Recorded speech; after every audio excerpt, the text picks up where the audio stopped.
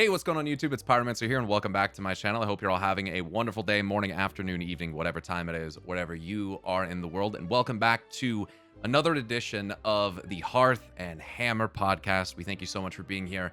Once again, I'm joined by my wonderful co-host, Olwenn here. How's it going, Olwenn? How you been? Good to see you. It's going good, man. Just got back from a conference. I'm exhausted, but had a good time and was prepping for the show. Hell yeah. Stoked. Hell yeah. Well, it's awesome to see you. I hope that your trip went well. It's been a eventful and busy week for me. We got Raid coming up here soon in World of Warcraft. Yeah, it's tomorrow, man. Oh, That's yeah. crazy. Oh, yeah. Lots to be excited for. For those that don't know, Olwenn's one of the tanks in our Raid team in the Guild Order of Anshe, so we're pretty stoked. Yes. And, I'm so excited, man. Yeah, it's going to be interesting having two different raids, but we'll have time to talk about that at a later date, guys. We have a pretty dense episode here for you today. Yeah. We're going to be doing main story and zone story review and reflection today, and then talking some about character development. We have some pretty dense write-ups about these zones. We basically decided to divvy it up half and half between Olwenn and I. So, Olwenn, you're going to be going over which two zones? I'm going to look at Silvermoon and Eversong Woods together, I guess. Sure. And Zul'Aman. Yeah. Perfect. And I will be going over Harandar and Void Storm, a little bit more on the cosmic side, but that is definitely my kind of focus when it comes to wild lore. That is true. That's your expertise. So Yeah. So we'll be going over kind of overall experiences before we get into actual specific zone reviews. You know, how are we feeling playing the game? How are things going on in that regard? Before we jump into the actual zone reviews, we're just going to talk about our overall experience so far. If you don't mind, Olwenn, I'll go ahead and just kind of go first. Yeah, go for it, man. So honestly, it's probably no surprise to those of you that have been watching my streams and checking out the videos. I'm loving Midnight so far. I really enjoy the gameplay loops, primary loops like Prey, the weekly activities, and I've been really enjoying doing Mythic Plus or Mythic Zero dungeons. Excuse me. I've done it on 2 characters at this point. I have almost 2 characters at 240. So I got my Pally at 243 and I got the Warlock at like 237. I've been doing a lot. I've been playing a lot. Only dungeon so far that's maybe got a questionable design, but I think is pretty solid still is Den of Nalarak. There's a segment there where you're moving through the snowstorm. I think people tend to struggle with that for some reason, but I think it'll iron itself out as people get more practice with it. I'm very much looking forward to the raids, man, and the choices that we're going to have to make as a raid team. Like, when are we going to go to the Dream Rift, right? Are we going to go when we get to the same item levels that are dropping in Voidspire? Is that when we're going to go to Dream Rift? And how are you feeling about that? The having different raids kind of separate, even if it's just one boss. I think it's really cool because it really brings back the memories of playing. Again, I've said this before, vanilla, where you'd be doing like Molten Core, and maybe even before that, you'd be doing Zul'Garub or whatever, and then you would have enough, I suppose, item level or gear. There wasn't item level back then, but you have enough gear to go later on. Yeah, move over to Onyxia, and Onyxia, like just being able to jump into Onyxia or even the world bosses, like all the world dragons, was such a fun experience outside of the wings that you would go through, because you're really stuck into a raid environment for a long time, especially back then. And even our raids can last up for a while. So if you're stuck in a place forever, the variety is really nice. So that's what I think about, just more of the sort of player experience. In terms of like progression, honestly, I'll kind of leave that up to you because I have no idea how it's going to work. Sure.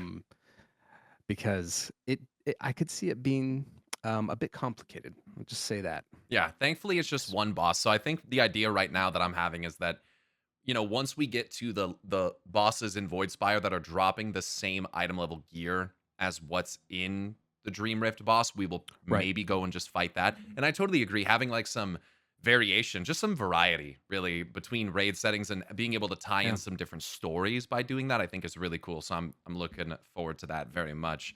I'm still out there exploring, discovering little lore items and hints, and that's really nice because it keeps it feeling fresh and fun, exploring the world, checking all the little nooks and crannies. Right now, like I said, I'm focused mostly on just gearing for heroic raids, and I am very much enjoying some of the side activities, mostly the Harandar weekly, because through that you can select from these items of legend and learn more about the history of the Harandar. I think it's a really clever way of delivering more lore. It reminds me a lot of what they did kind of like with the Titan Disc quests back in Kazalgar. So I agree. Yep. I'm pretty happy with that. At this point, for those that don't know, I've done all the quests in the expansion. So I've Lore Master of Midnight. Have you done them all yet, Olwenn, as well? Or are you still working on that? I'm almost done with Voidstorm, and once Voidstorm is done, I got it. I got that low master. I'm excited for it. Very nice. Very nice. Yep. It's been a great experience, though. I'll just say. Yeah, go ahead. Tell us about it. No, I was gonna say like, I definitely focused on going through all of the quests, especially because today we're talking about questing. So I spent a long time. This is the longest I've really taken leveling up through an expansion, probably ever. So I had a lot of stuff going on, but we also had to prepare this episode. So I was taking notes. I was working through it, man. I was working through it. But I would say the experience overall, I started massively hyping it up from the start. And at the end, it's just as much hype. It was amazing. Um, yeah, right now what I'm doing in the game is definitely getting ready for raid. I just hit 237, which is nice. But again, I was gone most of the weekend, so that would have been most of my time. But I snuck in 2 in a row, like 2 back-to-back days, Monday and Tuesday, to do Mythic World Tours, which was so fun. Yeah. I agree. I really agree with you about Natharek. It's a pain, but I love what's it called? It's the tombs in Zul'Aman. Mysara Caverns. Oh my god, it's a good one. Okay, it's so cool. It's a good one. Reminds me of it reminds me of Sunken Temple. It reminds me of it's in Shadowlands. You mean the other side? Mozella. Yeah, the other side, man. Banger. So those two, it's like these two mixed into one. It's just amazing. I love it. It's so much fun. Thematically, it reminds me a ton of Muzela, and it's like, what is that temple down there? You have all this necromantic energy. Like, is this a lost temple of like a death Loa? Like, what is this? Yeah, and I love that. So, yeah, I've been really grooving on the story, loving these quests. And really, I've been digging you were just talking about one of the dailies. I really dig the soiree event that takes place in Eversong, where you get to choose like the different factions. Yeah. And I enjoy it because it does show this like social and cultural like mainstay of the Sindora, which is that they are very structured. Yeah. Um, and earning that favor and kind of like that, those even getting involved in the social aspects that some of them don't really give a shit about, but it's more performative because they have to get the favor, to get the funding. And it's like, that's a fun reflection, kind of a messed up one, but of real life, right? Yep. Totally. And it's so fun. So I've been like leveling up the Blood Knights because I want this like shield. You're just dumping into Blood Knights is how you're doing? Yeah. Same. Just nonstop. Same. Yep. All my extra tokens I put into them too. Yeah, and I know you're not supposed to do that, but I'm just going go it. blood, and then yeah. Aside from that, like you said, exploring, and I'm really enjoying. I think a big thing I'm really enjoying is the atmosphere of each one of these different zones. Yeah. Like sometimes I'll just like park up to a place, listen to the music, and I'll do my quests, I'll do my dailies, I'll do my whatever is necessary at the moment, but I'll just park and just chill. And for me, that's a huge sign that I'm really immersed. Yes. Yeah. So yeah, man. Enjoying the music and everything. And oh, it's so good. The music is so good. Oh yeah. I got it on full blast. Every zone. Yeah. Every zone's music is great. I know. And the variety, we can get into this a little bit later, but like the fact that Voidstorm has the music of like StarCraft 2. Yeah. I think it's the same composer. That would make sense. And I think so, because it's got like that, the metal riffs, and then you have kind of reminds you of Maldraxxus even a little bit. Someone had mentioned that in my stream chat too. True. Yeah, I didn't even think about that. Yep. So the variety it's amazing. No, it's so good, so good. There are some. I really will say, like, there are moments I don't think I've had so far in the game, which is kind of cool. The interactions we've talked about, where you have your own sense of a unique experience as a Blood Elf Paladin running around. It's a little different on my Warlock. they're like, sure, your demon, your demonic usage is testing my fucking patience. I'm like, shit. I didn't mean to offend you. No, it's funny, but that stuff it's nice. So I'm enjoying it. Great experience so far. Great to hear it. Hell yeah. Well, we did have a question that we see a lot. I Yes. see it a lot in stream, see it a lot in the comments. People wondering just what do you do in order to get more immersed as you're playing World of Warcraft? So we've got a couple different points here. We're going to take turns on this. I'm going to go ahead and lead here. The first thing that you can do to increase the immersion is to read everything. Read everything, including flavor text on items, including flavor text even on quest items. It adds so much flavor to the game. Sometimes you will get additional explanations of what items are without even you wouldn't think that you would, but then you read it and you're like, "Oh, that's kind of strange. That's interesting." It just adds more detail. They're writing it for a reason. The text exists there for a reason. Read it. Read all the quests, read all the character dialogue, read and listen to all the stay a while and listens. It all enhances the game. So that's the number one thing on gear from that drops from bosses. You know, read the name of the gear, compare it to what the flavor text says. Not every piece of gear has flavor text, but you can derive ideas and get additional context on certain bits of lore and happenings in the world just by reading the gear. Read all of it at all times. Even if it doesn't seem important, just read it. It's there for a reason. So that would be the number one recommendation, first recommendation at least, of what you can do. What do you think, Olwen? What else could you do? Yes. So I think after that, I think a big part of immersion is the audio experience. So for me, every time I start an expansion, I think I even started this back in Lich King. I just crank up the ambience. I just crank it up, and then I make sure that the music is at a steady rate right next to or a little bit under the dialogue, and I just listen to everything. Hmm. And I'm somebody who, when let's say I'm doing Mythic Plus or we're doing raid, yeah, I'll definitely pop on a bunch of music to just get into the mood and play. But Something outside the when you're game. yes, Yeah. but when you're actually playing and you're going through and you're leveling from 80 to 90, you got to First listen to time. everything. Oh Yep. yeah.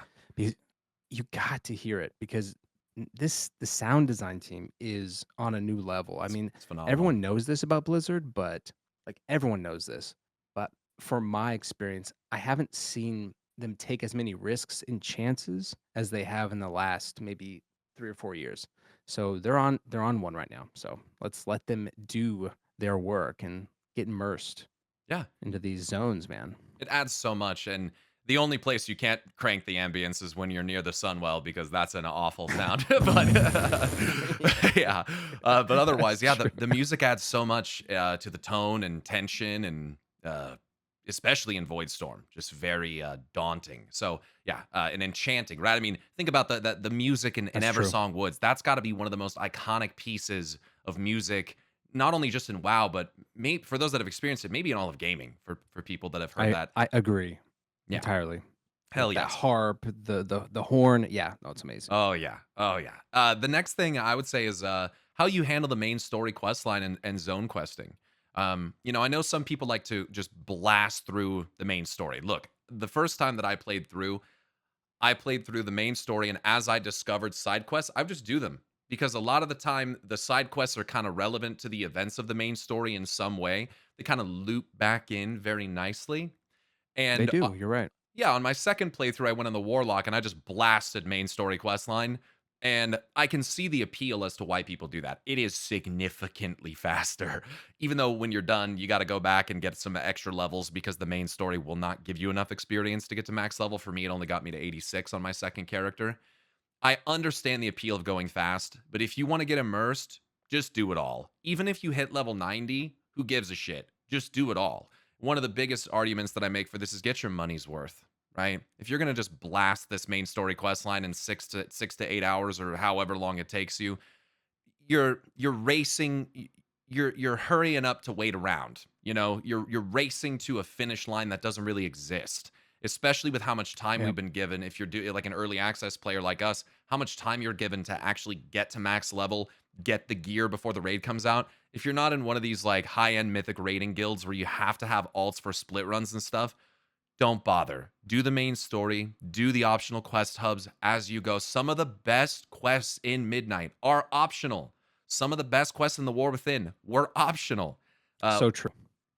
yeah, so that I would highly recommend splitting it up and doing it like that. I did one zone, Harandar. I was very interested in the main story and where it was going, and I did what I think was a mistake. I did the main story, and then I went back and looped around into the side quests. And I'm telling you, by the end of it, I was starting to feel burnt out and not as engaged. I really wish I hadn't done that, because I do think it put a damper on my enjoyment of that zone. So yeah, split Yeah, and split the difference, oh, no, no, go ahead. Yeah, and I was gonna say, look how many hours you have done questing. Like bro. it's crazy. I again, I know you're doing everything that we got to do for max immersion, and of course when you're streaming, but just in general, It was the like amount of 80 hours, Olwen. time. It was almost Exactly. 80 That's what I'm fucking saying. hours, man. I'd spent 20 hours in Yep. Harandar. Yep. And that's like, of course, that's the one might say that's the extreme. But It I mean, is, yeah, can you of course. imagine if like someone who just wants to jump in and play is like, oh yeah, like that's 40 hours of content. That's a good amount. I mean, that's a good amount of content. So just enjoy it. And Get in this, there. yeah, it is part of why And this people, I is think, good have the stuff, man. impression it is, and it's part of why people get the impression that like World of Warcraft as a game starts at the end game. Well, yeah, if you skip all the fucking leveling process and the Yep. storytelling and all that other stuff that's happening in the zone, if you just ignore all of that or race through it, yeah, that is what the game becomes. But there's a lot of content there. And if we're gonna spend the kind of money that we do on this game, I mean, shit, you might as well get your money out of it. Uh, And a so small yeah. thing that I'd point to for systems based folks is like the renown you get is so good. So Mm, you stack up renown, which means you get that early gear when you're starting out. So yep. it was worth it for sure. Yeah, people saying that they have to go back and like farm renown. I'm like, lol. Like, imagine. I I know, was already like it's so level 8 and 9 silly. with Yeah. everybody by the time you finish all the quests, so it's Yeah. absolutely worth it for that too. And uh, what else? What else can you do, Olin? What else can you do to make this stuff more immersive? All right. So this one's like the secret spice. This Mm-hmm. this one is, I think this is the one that a lot of people have tried and said, "Whoa." Okay. Seen a So lot of this people one doing is it. like, yep. So both of us talked about it in the previous episode, but using your ground mount.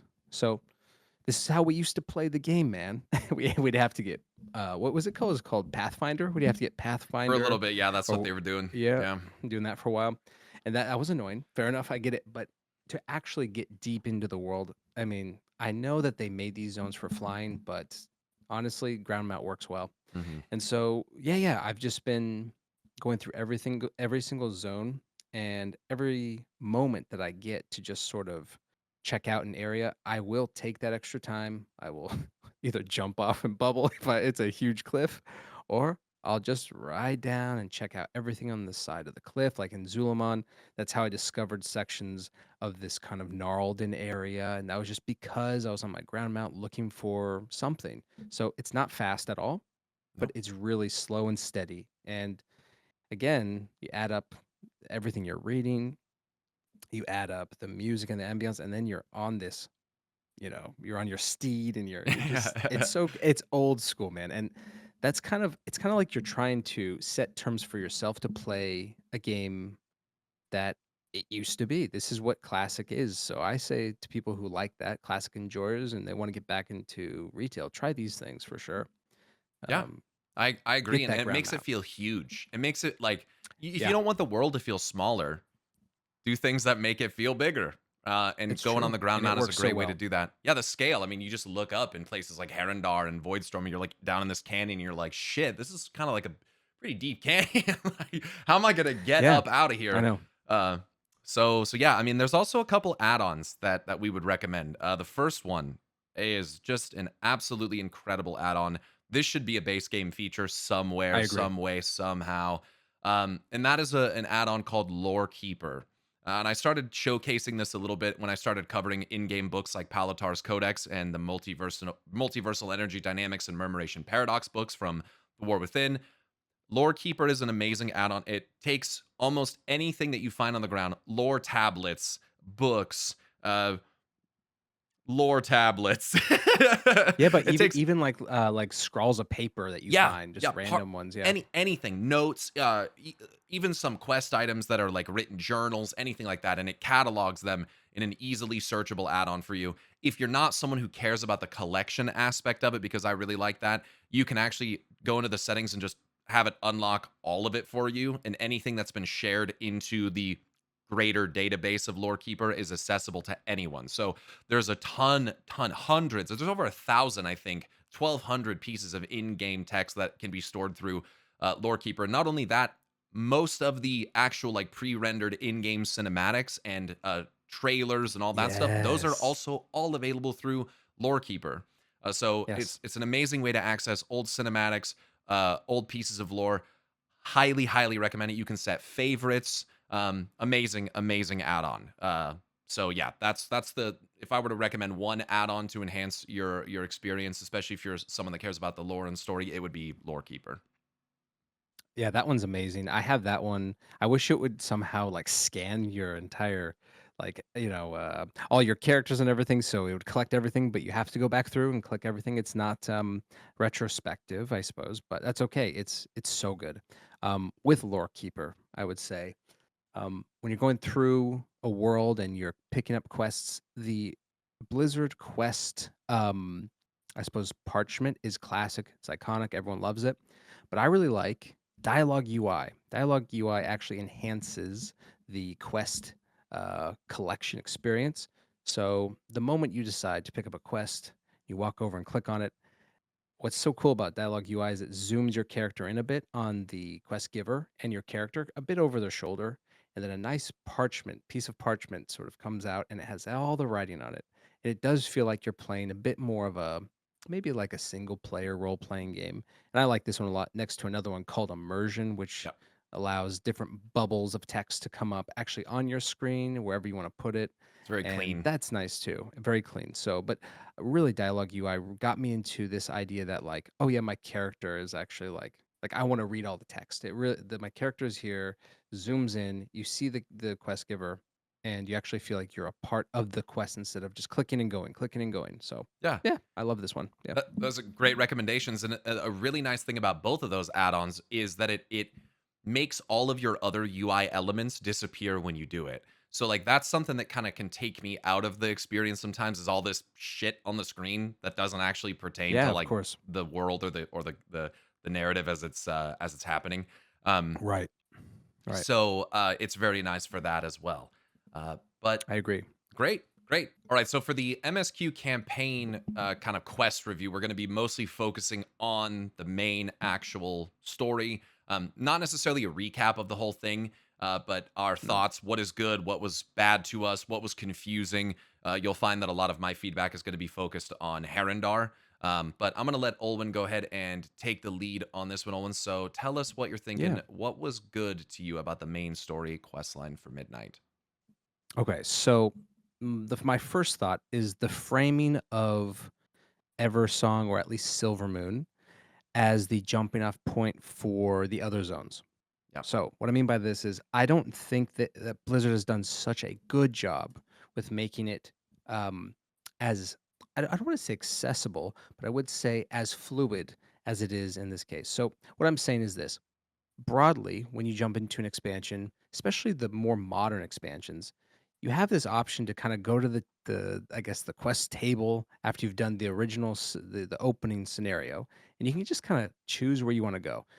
This forces you to go do the work in Silvermoon and then Eversong to then get out of these other routes, which would be Zul'Aman, uh, Harandar, and then after that, obviously, out to Voidstorm. So for me, it's I know it may seem like a small thing, but when you're playing it, it feels so clean. And so for me, that's like one of the big goods here is I actually felt like the quest clarity and direction was super clear from the get go. So that for me, that's the biggest um, like ding awesome point because going from Eversong all the way to Voidstorm, you see the MSQ, you see that nice long path from 80 to 90, but yeah, it's perfectly set for you. And you can certainly choose to go to Harandar or Zul'Aman. That's kind of the choice, but that's a good choice to have. And yeah, Yeah. Great. All right, sorry about that. I cool. just had to change out of my sweatshirt. I was kind of dying there. Uh, appreciate it. Yeah, Heat wave. yeah. It's said it's gonna be 75 out today. It's kind of crazy. Yeah, I agree, man. I think that Eversong Woods, there's a clear set of themes that they're going for here, characters and conflicts that they want to tackle, happening at all sorts of scales. More minute, smaller family conflicts, larger cultural conflicts, as we discussed before, cosmic conflicts. I think it's super well done. The way that Eversong, like you said, sets up all the threats, I think is extremely well done. I don't think I've ever seen much very similar to what you said. I don't think I've ever seen the first zone of an expansion used in quite this way before. Mm. The cutscenes, I would say, are mostly well made and highlight a variety of characters. I love the diversity of each zone, their characters, the music. Oh my god, the biomes. Each zone is beautiful and different for in its own way. Architectural styles, and it feels pretty well paced. I think overall, even if whether you're doing all the quests and you want that full blown experience, or you're just doing the main story, it's not too insanely long. It's not too short. And I feel like they set up the raid and potential patch content pretty well, leaving some areas kind of unexplored, like what we have in Zul'Aman, True. especially when you pay attention to the stay a while and listens, like some of the final ones with Zul'Jan in Zul'Aman. So yeah, I largely agree. I think the main story is pretty darn good, Mhm. and barring maybe like one cutscene or something, I think that overall it seems pretty well done. There are some kind of Yeah, I interesting agree. ones like Erator Yeah, jumping in go ahead. front of Turalian and then being like, "Ah, he struck me down." It's like Erator, like you kind of jumped in the way. I feel like they could have framed some of those moments a little bit better to Yes. like more realistically validate what Turalian feels about having done it, and not make it seem like Erator kind of caused it in a way and then kind of blamed Turalian for it. I feel like that could have been Mhm. handled a little bit better, but that's one of I my agree. main criticisms. It's funny you mentioned that because literally on my when I say the bad, I wrote, "I'm not so sure how I feel about Turalian," or at least how he's written in the MSQ. Yeah, get into So that then. What's I the bad? yeah, so okay. So the bad here for me is I think let me contrast it real quickly before I get into the details here. Let me contrast it to Erator. I think Erator, especially in Bloodlines, I don't think he's written that well. Blood And I ties. just Sorry to simply, correct oh, you. I'm so sorry. No, no, Blood Ties. Yes. Bloodlines, Blood Ties. I keep like reading these sections from the book and I'm like, oh man, like Erator does sound like a teenager, even though he's not, right? Yeah, And he's a full grown man. And it's not about the idea that um the dialogue is emotional, therefore it's immature. It's actually in the reverse. It's immature because it's not handling the emotional severity of these moments the right way. sure. And I actually think the good, this is kind of why I'm compared to Trellian, the good is actually how he's written in game. I think he's awesome.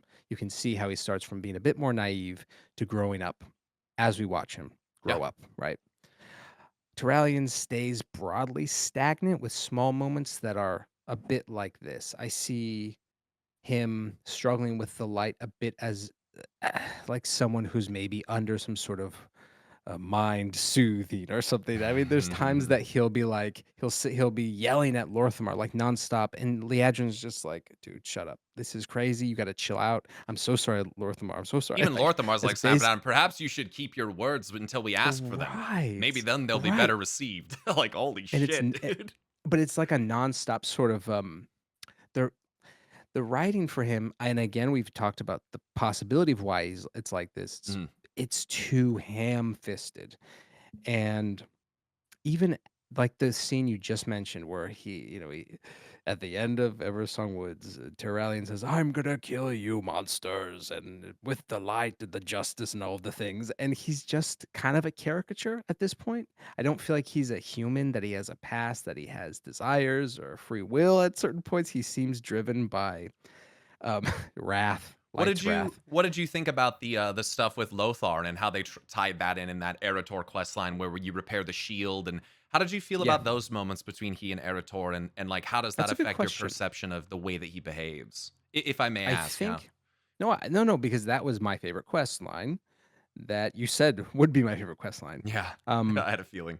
when I finished that section and Arathor says like, "Dad, look, like I'm trying to sort of rebuild something from the past of your past, lost in 1,000 years of war." He says something to the effect of like, "That's great, but like some people can't change. Some people are not redeemable." And Yep. Arator is literally called Arator the Redeemed. And it's just like for Yeah, me, the Redeemer, yeah. the Redeemer, right? And Yeah. he's trying to redeem his father, right? Yeah. And so in that way, I was disappointed in I think you may have alluded to this. I was disappointed in Turalyon the character. That's probably good writing if I'm feeling that way. Like, Yeah. oh, dude, come on. So that was a very good scene. I think the lead up to that, it might just be snapshots of the writing of him that, like, when I see them, it's not just, by the way, I should say for people who just focus on the cinematics, it's not just cinematics, it's actually in the stay a while and listens, Yeah. where there's very few moments he catches himself with his son, if that makes sense. Yeah. And there are moments where he'll say, I don't remember which intro or exit moment where there's a stay a while and listen, but Erator, I think it might have been Zul'Aman where Erator's like, "Dad, you gotta chill. What you did was crazy. You gotta calm down." And and Turalyon says, "Well, you got in, like not so much you got in the way, but like you were too naive." And he kind of drills him again and again. And in that moment, he like stops and says, "Oh, that's right." And he kind of pauses and says, "You're right." And he kind of like gets back to himself. I'm trying to figure out while I'm going through this whole experience, where's the Trallian who was written as a conflicted father rather than a caricature of this warrior who's at war forever and he's at war forever. And what I mean by that is like, where is that other moment that is like what I loved, the vulnerable moment that he has with Erator at the end of that quest line. So with the shield. So I'd say my bad is Turalyon, and it's because I don't see him as humane as, or I should say, humanizing as, he was humanized, elsewhere. So, Yeah. that's just kind of my shtick there. Yeah, I agree with that. I think it's I can definitely see what they're going for with like the moments of naivete with Erator and trying to like even have characters comment on the framing of Tyrallion's mindset, what he's been through. Like I totally get it. I think that one thing that they struggle with in terms of giving the story in the game is that, like you said, expression of the deeper like emotional part of it. It feels like sometimes the way that the characters express it isn't, I don't know, it's not impactful enough. Maybe it's not like it's not heavy enough. I Or maybe nuanced, like, sometimes it could be as simple as he sighs sadly, and I'm like, "Oh, that because 'cause I'm a dad, and I yeah. sometimes I make a mistake, and I'm like, "Ah, like, I can't really fight with words here." You know what I mean? It's like, and that's the moment that we saw with his with Erator at the end of the shield quest. But no, I agree. Maybe it's just as simple as that. And Maybe you don't have to write him yelling at someone, you know? yeah, I am really thankful that like the cutscenes have gotten better to where facial expressions are they're a lot more expressive and vivid. Good point, yeah. I enjoy that, but yeah, I agree. I think for me, I'd actually one of my main things that I was frustrated with, I would take a different direction. It's actually going to be more like zone based with Harandar. I think that Sure. our reason for going to Harandar is largely fine, but I guess I wish that it would have felt like we had to tackle more relevant local problems whilst we were there. It felt like we kind of went on some side adventures, which it didn't really feel like Harandar had its own like set of problems. Like it's not like the Shulka needed us to show up to help defend the rift or that it was being overrun or anything. Like we went there to get their help. It's just, with the whole like light bloom being exacerbated and everything, we go there for that reason. I just feel like it would have been nice to go there and discover that there was some more dire situations. I guess most of it was probably focused around the history of Azeroth and Alnhara and what happened with that, and I'm thankful for that. But um, yeah, I think the explanation for Shaladrasil's corruption is it makes sense, but I think it's a bit weak.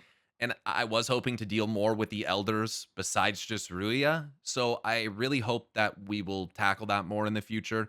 There are some other side quests that involve the world trees, but not really in a way that got me that excited.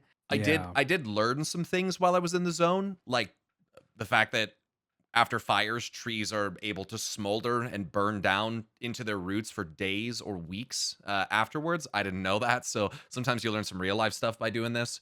But I was just really hoping to experience a bit more of the influence of each tree upon Harandar itself. More dream slash Ardenweald stuff, more influences near Shaladrasil, so on. So this is really more like leaning into specifically the main story questline as it pertains to Harandar. I think overall, though, the main story is pretty well written. Some of it comes off as, like you said, a little ham-fisted. I think that they're really trying to express like very extreme ideological viewpoints, like and Mhm. perspectives. And I think one of the downfalls that can happen when you start doing that, even though there's like very much a point and a lesson to be learned from it, is that you do sometimes lose some of the nuance because the characters are not Yeah. really acting with nuance. They're not really recognizing it. So I'll That's a good say point, actually. Yeah, that's a good point. Yeah. yeah, thanks. I'll say more about Harandar later as I get into that zone, but I just felt like that section of the MSQ, I hate to say this, but if the Rutani had not shown up and been part of the Light Blooms expansion, I feel like you literally could cut Harandar entirely. We didn't need to go there. It didn't feel like we took the information about Almdust and stuff Haldoran did and, brought it up to the people in Silvermoon, but ultimately that hasn't gone anywhere yet. We learned some fascinating Mhm. things about, Almdust's ability to, what it does with the Light Bloom. And again, I'll talk more about that. But it just felt like, I don't know, we didn't. It didn't feel like we actually had to go there, and it felt like, especially Right. as it pertains to the elders, we were kind of missing something. So that's kind of my criticism. It's mostly focused around Harandar, and again, I love the zone. It got a good score, and you'll hear that, but. I did feel that for me, it was kind of the weakest point of the main story, and for me Mhm. anyway, actually one of if not the weakest zone. But that doesn't mean that I think it's bad. I do still think it's quite good. Um, Yeah. but any thoughts on that before we move to the confusing? No, I think you were right on. The only, like, small thing I would add with Herondar is it was, like, it's so it's so unique in what they've done, but it was very stressful. I'm just gonna say I have a lot of anxiety for collecting things. Hmm, It stressed me out the entire time.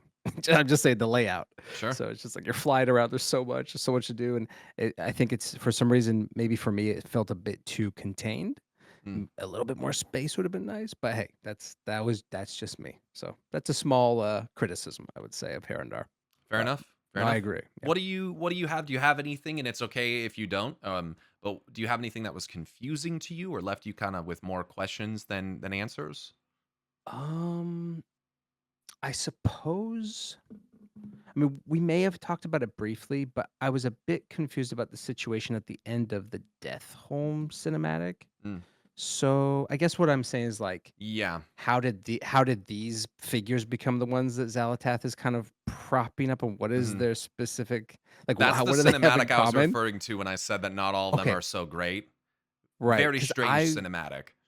I was not sure how this our man Salad Bar, Mr. Salad Bar, is hanging with these dorks. I don't know. I don't know why that like stuck in my I get the craw. You know? premise of like how she got him. Obviously, we saw that in that cinematic with Yes. her. Yes. But yeah, the other guys is kind of like, I mean, the Dominar even makes more sense. The Ogre, I guess, is just a Right. classic tie-in to the Twilight's Yeah. Hammer, Yeah. I guess is what they're Right. going for there. Right. For me, it was the dialogue where like the Dominar's like, you seek to earn her favor, but in the end, everything will Hmm. be devoured. And then Saladar is Yep. still working with her at the time, even though he obviously doesn't like Right. her, still working with her at the time where we get there. It just it almost kind of makes me wonder if the ethereals weren't and Koresh and stuff maybe wasn't quite as originally planned. And I think that this kind of has to be true because if what they Yeah. said about the restructuring of the World Soul Saga and Yep. into a three-part series instead of being condensed into one, if that's true, Undermine and Koresh were not going to be part of this.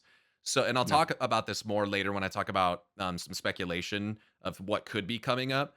But yeah, it makes me feel like Koresh wasn't the initial plan, and what they did with Salhadar is they kind of rewrote it to keep him relevant and tie him back into the story with the Ethereals. Right. But the whole thing just kind of feels to me a little bit rough. So that it is Hmm. I agree it's confusing and I didn't quite understand like what's the sense of loyalty and Yes. maybe it's a desire Yeah. to maybe it's not loyalty, maybe it's just a desire to be on the winning side so that way she doesn't Yeah.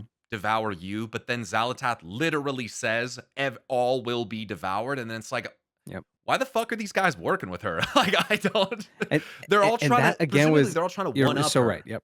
or Yes. get one over on her in some way. I know. And again, that's what I was thinking with the Mayor of Tranquility. And I was like, "What, bro? What are you doing? This is like fraught. You're going to end up being just a husk after this." So I don't know. I I don't know. get It's that at least a little bit more in the sense of like being an right. outlying kind of settlement and not feeling the protection of Silvermoon and having to resort. Sure. I think that's really very much a story about resorting to the Like darkness. desperate, right? Desperation, Desperate moves. absolutely. They're Yeah. fearful and Yeah. they talk about that in the quest line too. But Yeah. yeah, very strange. The other thing for me, if I may, Yeah, go ahead. Yeah. the Rift of Aln is very confusing. Like the Rift of Aln, the Yeah. Cradle. If the Haranir traveled to Harandar long before the Sundering, and by the time of their arrival, the World Soul, Aln-Hara, was already gone. Why do the roots of the post-Sundering world trees wrap around the center of the zone as if it were still there? Is this like an echoes, residual influence kind of thing? And then in addition to that, uh, if the removal of the World Soul is what resulted in the Rift of Aln, how does that relate to her supposed position in the center of the zone? Because that's not where the rift is. I just think that's Right. very, very That was confusing. confusing. Yep. I don't I don't quite get it. How to like I'll talk about this again in my Harandar Zone review about Yasharaj and Iluna here. So if you're curious, like, don't worry, I am going to talk about that. How does it relate to that though? How does it relate to the Rift of Aln as it exists in the Emerald Dream? Are they two ends of a tunnel? Is one a reflection of the other?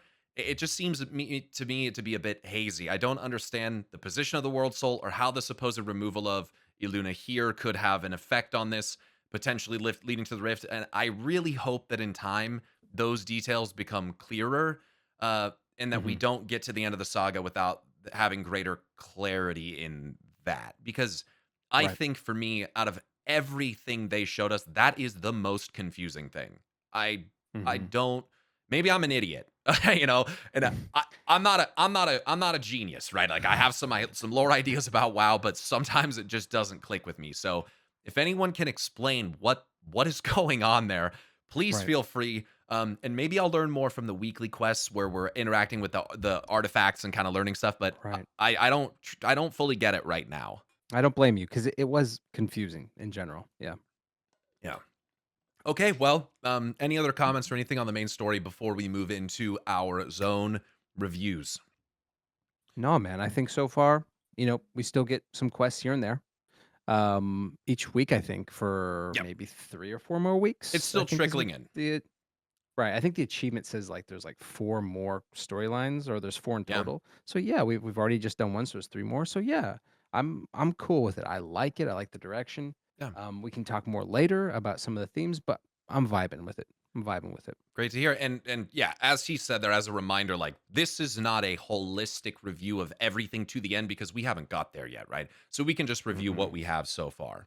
With that being said, it's time to get into the bulk, man. I know we've got a lot to say about either of these zones. I hope that you guys enjoy our commentary, our thoughts on it. Olwenn is going to go ahead and lead with Eversong, and then I'm going to talk about Harandar. Olwenn is then going to talk about Zul'Aman, and then I'm going to talk about Voidstorm. We would like to have maybe some brief moments of dialogue back and forth between this, but we're going to pretty much let each other dump here, get it This all is off our dumping chest. zone, man. That's why we split it up, because this is Yeah. going to take a lot of time out of today's podcast. So, Olwenn, without any further ado, please go ahead and let us know your thoughts and full review of Silvermoon and Eversong Woods. Okay, so here we go. The Quel'Thalas questing experience frames, as I said, the main quest campaign. And it starts us off once again defending the Sunwell for the third or fourth time. Yeah, a couple times. On the Isle of on the Isle of Quel'Danas, where the Shattered Sun offensive once stood against the traitor Prince Kael'thas and the forces of Kil'jaeden. Now it is the devouring host that launches the attack on the Sunwell. And this is where we open up. Now, from the initial defense of this opening scenario, the questing narrative moves inland to Silvermoon City in the forests of Eversong Woods, unified now under a long regime of magical restoration and healing via the Sunwell's rejuvenating font of light. Now, for the first time since the devastation of the Third War, Quel'Thalas is thriving again. The Ghostlands are no more. Well, kinda, and I wish they'd do more with Deathholm, but, maybe as a dungeon or raid, but that's something I'd like to talk about later. But the dead scar that has been there forever is now cleaned up. It's all healed, and the forests now glow with the towering golden trees reminiscent of world trees, which is sort of, I would say, an echo, or maybe just is an echo of early Blizzard world building history, in which Chris Metzen's original concept map has a nice little note right where we are in Eversong Woods that says "World Tree?" question mark. So Right, here we are. You enter New Silvermoon, and it stands rebuilt as the radiant capital of the Sindora and serves as the player hub for the expansion. Clearly handcrafted from the ground up by Blizzard's art and design teams. Now, after exploring each and every nook and cranny on my ground mount, I decided to take off and leap into the sky and bound across the spiraling towers and lofting platforms, and I spent hours searching for treasures and chatting with NPCs. The triumphant orchestral score that booms throughout the city is fresh, yet it shares the same iconic choral chants in Thalassian.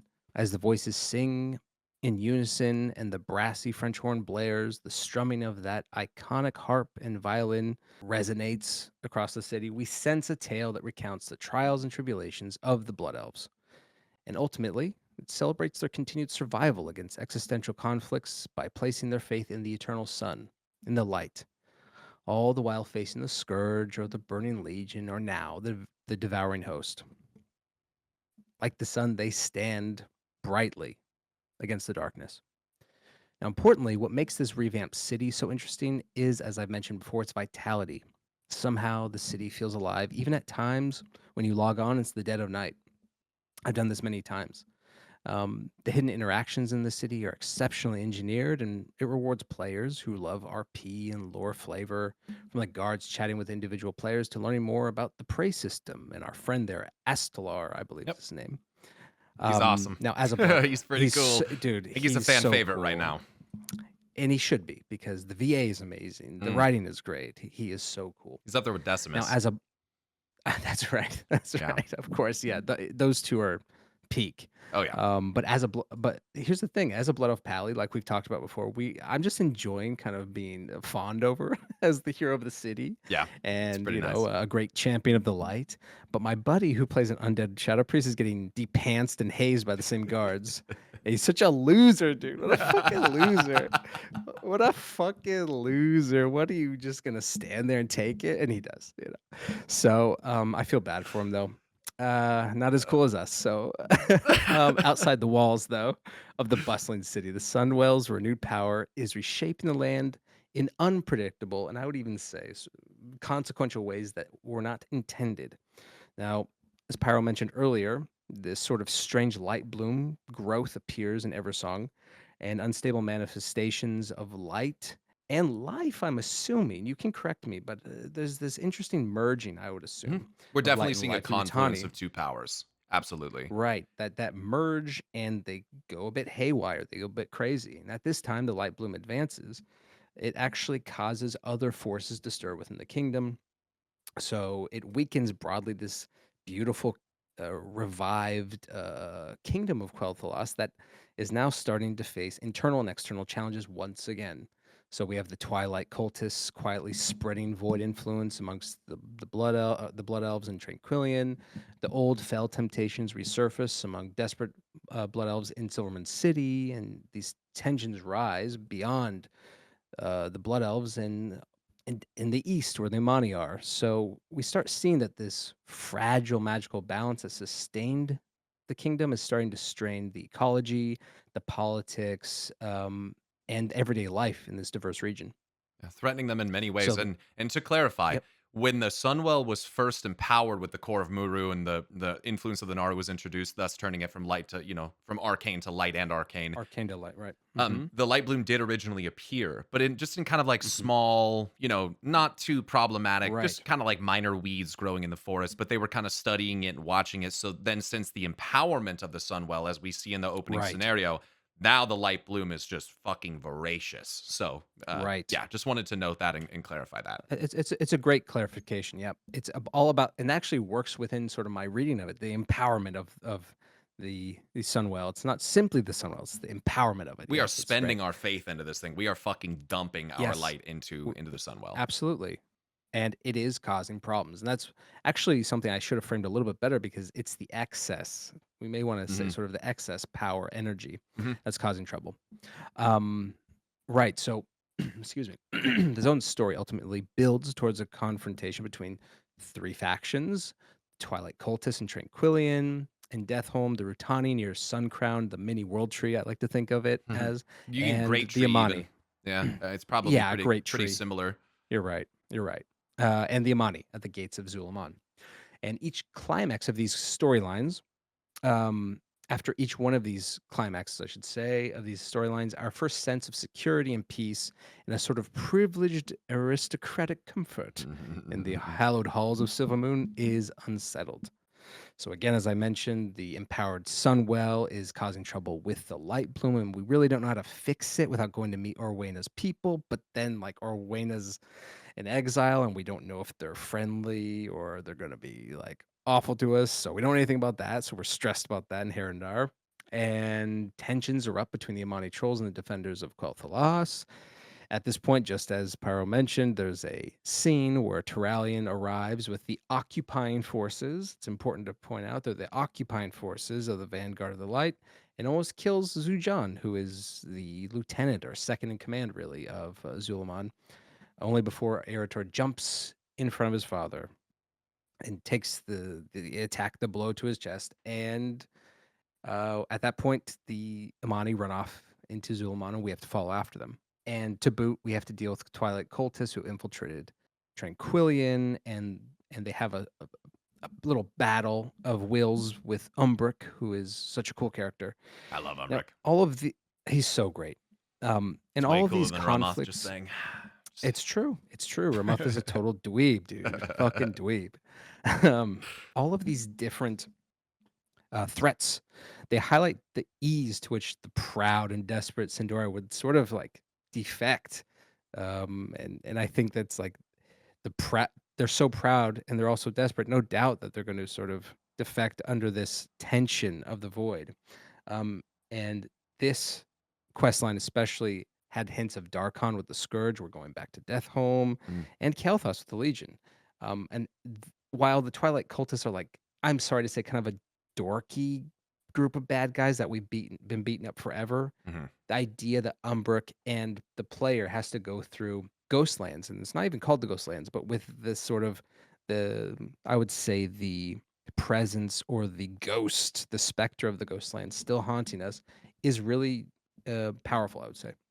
Now, by the end of this campaign, quest line, triptych, or trilogy, players learn that there is more uncertainty than perhaps the first sight of a beaming Silvermoon city would have signaled.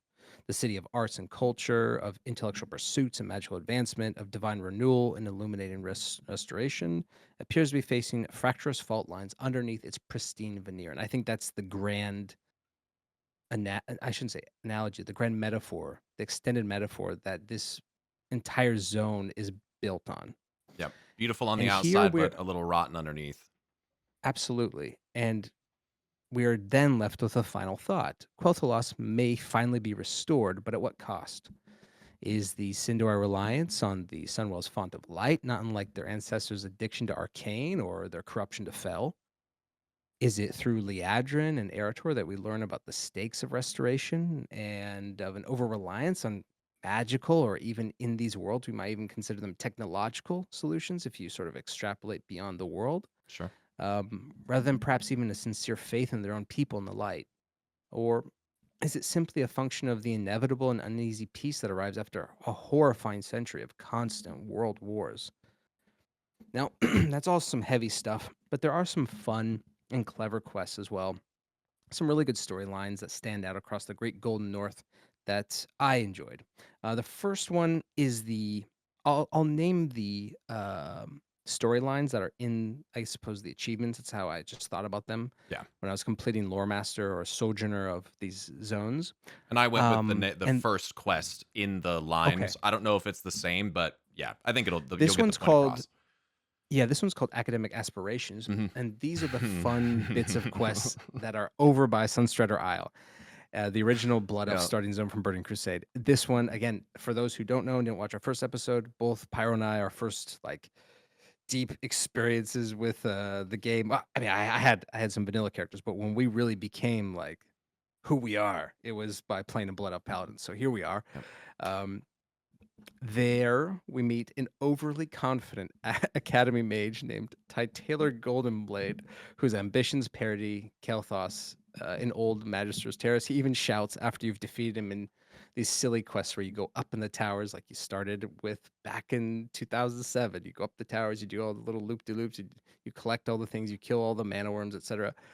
He says, "You've defeated me today, but mark my words, I will rise again, and you'll regret crossing me. I am Taylor Goldenblade, and this defeat is but temporary." So he's such a funny. He's obviously an homage to Kael'thas. And it would make sense because he's on Sunstrider Isle. Mhm. And the quests on that isle bring you back to the early leveling experiences, like I mentioned 20 years ago. They help. You're like there to help up help train up the NPCs there.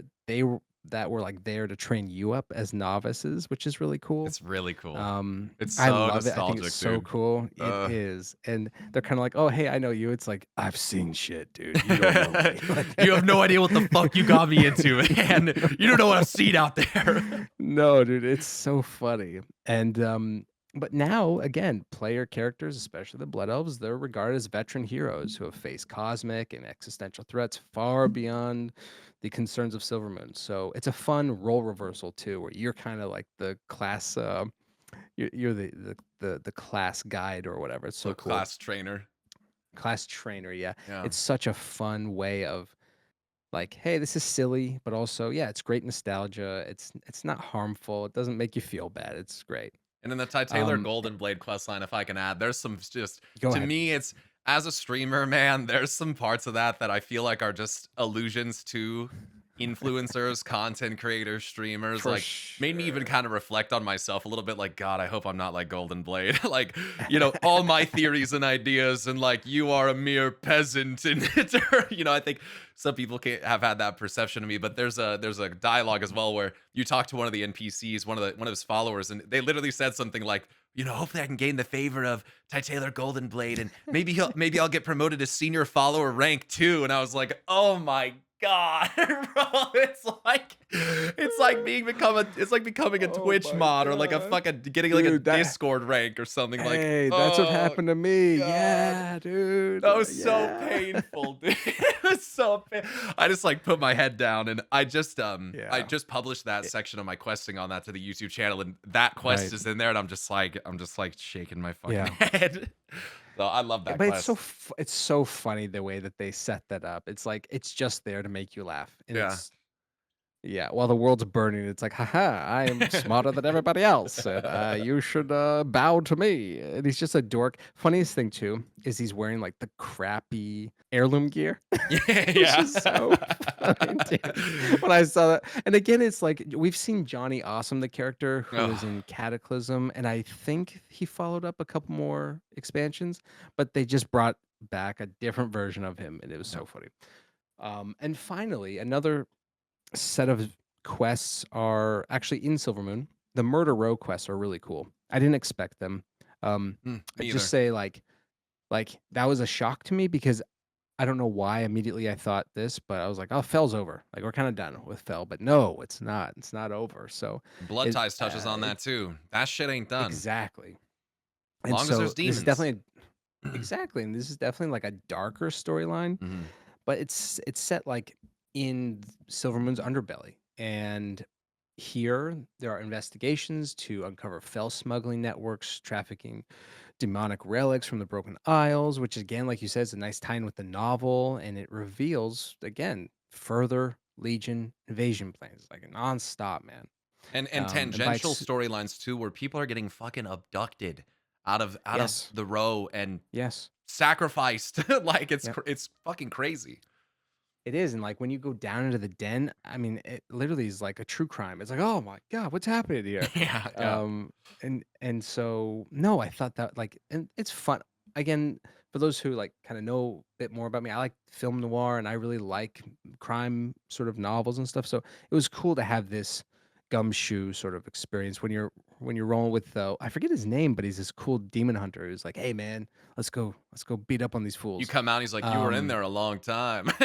You're like, "Fuck yeah, I was." He's such a cool character.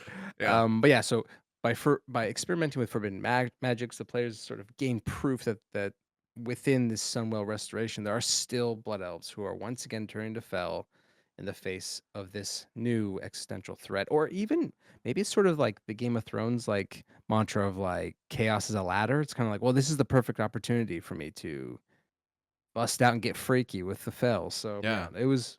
I thought it And was really interesting. if I could add to it, I thought And it was yeah. cool Mhm. because you have like sorry to interject to have No, no, it's demon fine. hunters, Illidari walking the streets of Silvermoon is pretty interesting too, but they're not like It out in the is. main areas, they're No, up on high or kind of on a ledge watching or eh, down in the they're row where hidden, yeah, yeah. they're not like putting themselves out there too much, but to see Illidari operating in within the boundaries of Silvermoon is pretty cool, especially like after everything with I agree. Kael'thas and Illidan. So yeah. Totally. And again, that's actually a great point because that's so true. Because like, the entire time I was thinking like, yeah, like, if one of these guards came up, they'd they'd be like, "Get this guy," Yeah, who the so fuck is this guy? yeah. So, it's just funny the Yeah. way that again, it's the idea that you're in a city, it's an urban environment, you're gonna have tons of different, like, people from all over the place, and to have the Illidari, you're so right, or, like, warlocks or fell users around is Black really rad. Harvest even. Yeah. Exactly, the Black Harvest, I know, and so no, that and I really like the, Murder Row, dungeon a lot. Same. I gotta say, while we're just real quick on that note, that Yeah. Blood Elven themed Warlock gateway, give me that. Get, I add, dude, if they could know. add like more like Yeah. racial Mhm. twists to spells, that would be fucking sick. Like, I oh think man, that mi I they would have love it in that. the game. Imagine if they just said, "Let's."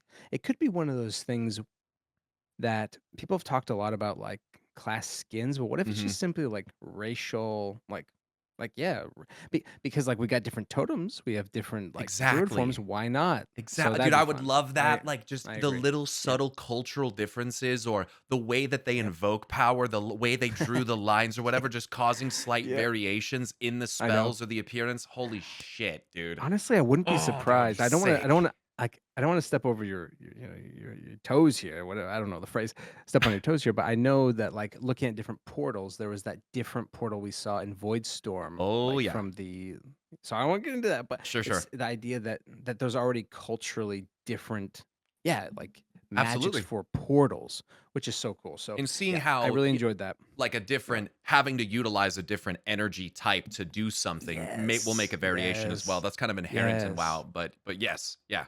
For a general review of Quel'Thalas, I would give this a solid 9 overall. And the way that I broke this down was I had 4 sections. So narrative, gameplay, aesthetics, it's kind of vibe, whatever. And then UX or quality of life. Yeah. Um, Like so categorical, like broadly, IGN 1 to 10 yeah, type score. absolutely. That's what I Cool. would. That's sort of the way I set up. Same So thing. Did the same thing. narrative wise, a solid again, another solid 9. The plot, the characters, dialogues, themes, all of them. I mean, we're close to 10. I had a couple gripes about things with Terralion, maybe small things about no, honestly, I can't remember it, so it must have. I just don't think it was perfect. And how could you hit perfect? Well, you can actually. I will talk about that later, but you can't hit perfect on narrative for me. Yep. Um, Gameplay wise, gameplay is a thing with me with WoW. People are always like saying stuff like, "Man, WoW's boring. You just like click a thing and you collect a thing." It's like that's true actually. I do like a mixture of quests. I think gameplay I'd give an 8. It's conventional, and what I mean by conventional is it's all the classic quests we know. Um, I like the homage and callbacks to some of the old quests, like we mentioned, Sunstrider Isle, and even some stuff around Far Strider's Isle, where Maybe um, Farstrider, is it no, it's the lodge? yeah. It's the lodge? Yeah, I think it's Yeah, over Farstrider what is it? there. Farstrider Hold or Farstrider Conclave or Hold. it's like yeah, I know what you're talking about. It's in the east side of the zone. Yeah, so there was some cool stuff there where it's like, "Oh, yeah, I remember all these good quests," and but I do wish there was a bit more interaction or at least, like, a variety of kinds of quests, because I felt like it was broadly largely the top 3. You've got your collection, your kill, and maybe sometimes an escort, but it felt like we didn't get many things there. Maybe Yeah. 1 or 2 of the vehicle ones, but I it think the felt whole very limited. expansion is kinda like that too. It's a little bit more repetitious, I feel like, in the frequency of the same type of quest. Even Right. when it comes to, like, the numerics, how many of things are you collecting and stuff, like so yeah, Mhm. I can agree with that. Um Yeah, and also I mentioned this before, but I wish Death Home was more, and that's just perhaps a nostalgia bug for me. When I first went there, it was the coolest thing ever, and it was so brutal and so badass. And I love the comics as well. So like to like think about Darkon, for those who don't know, he's just one of these amazing like bad blood elves who just or I suppose were they Quel'Darai at that point? I forget. I suppose they were.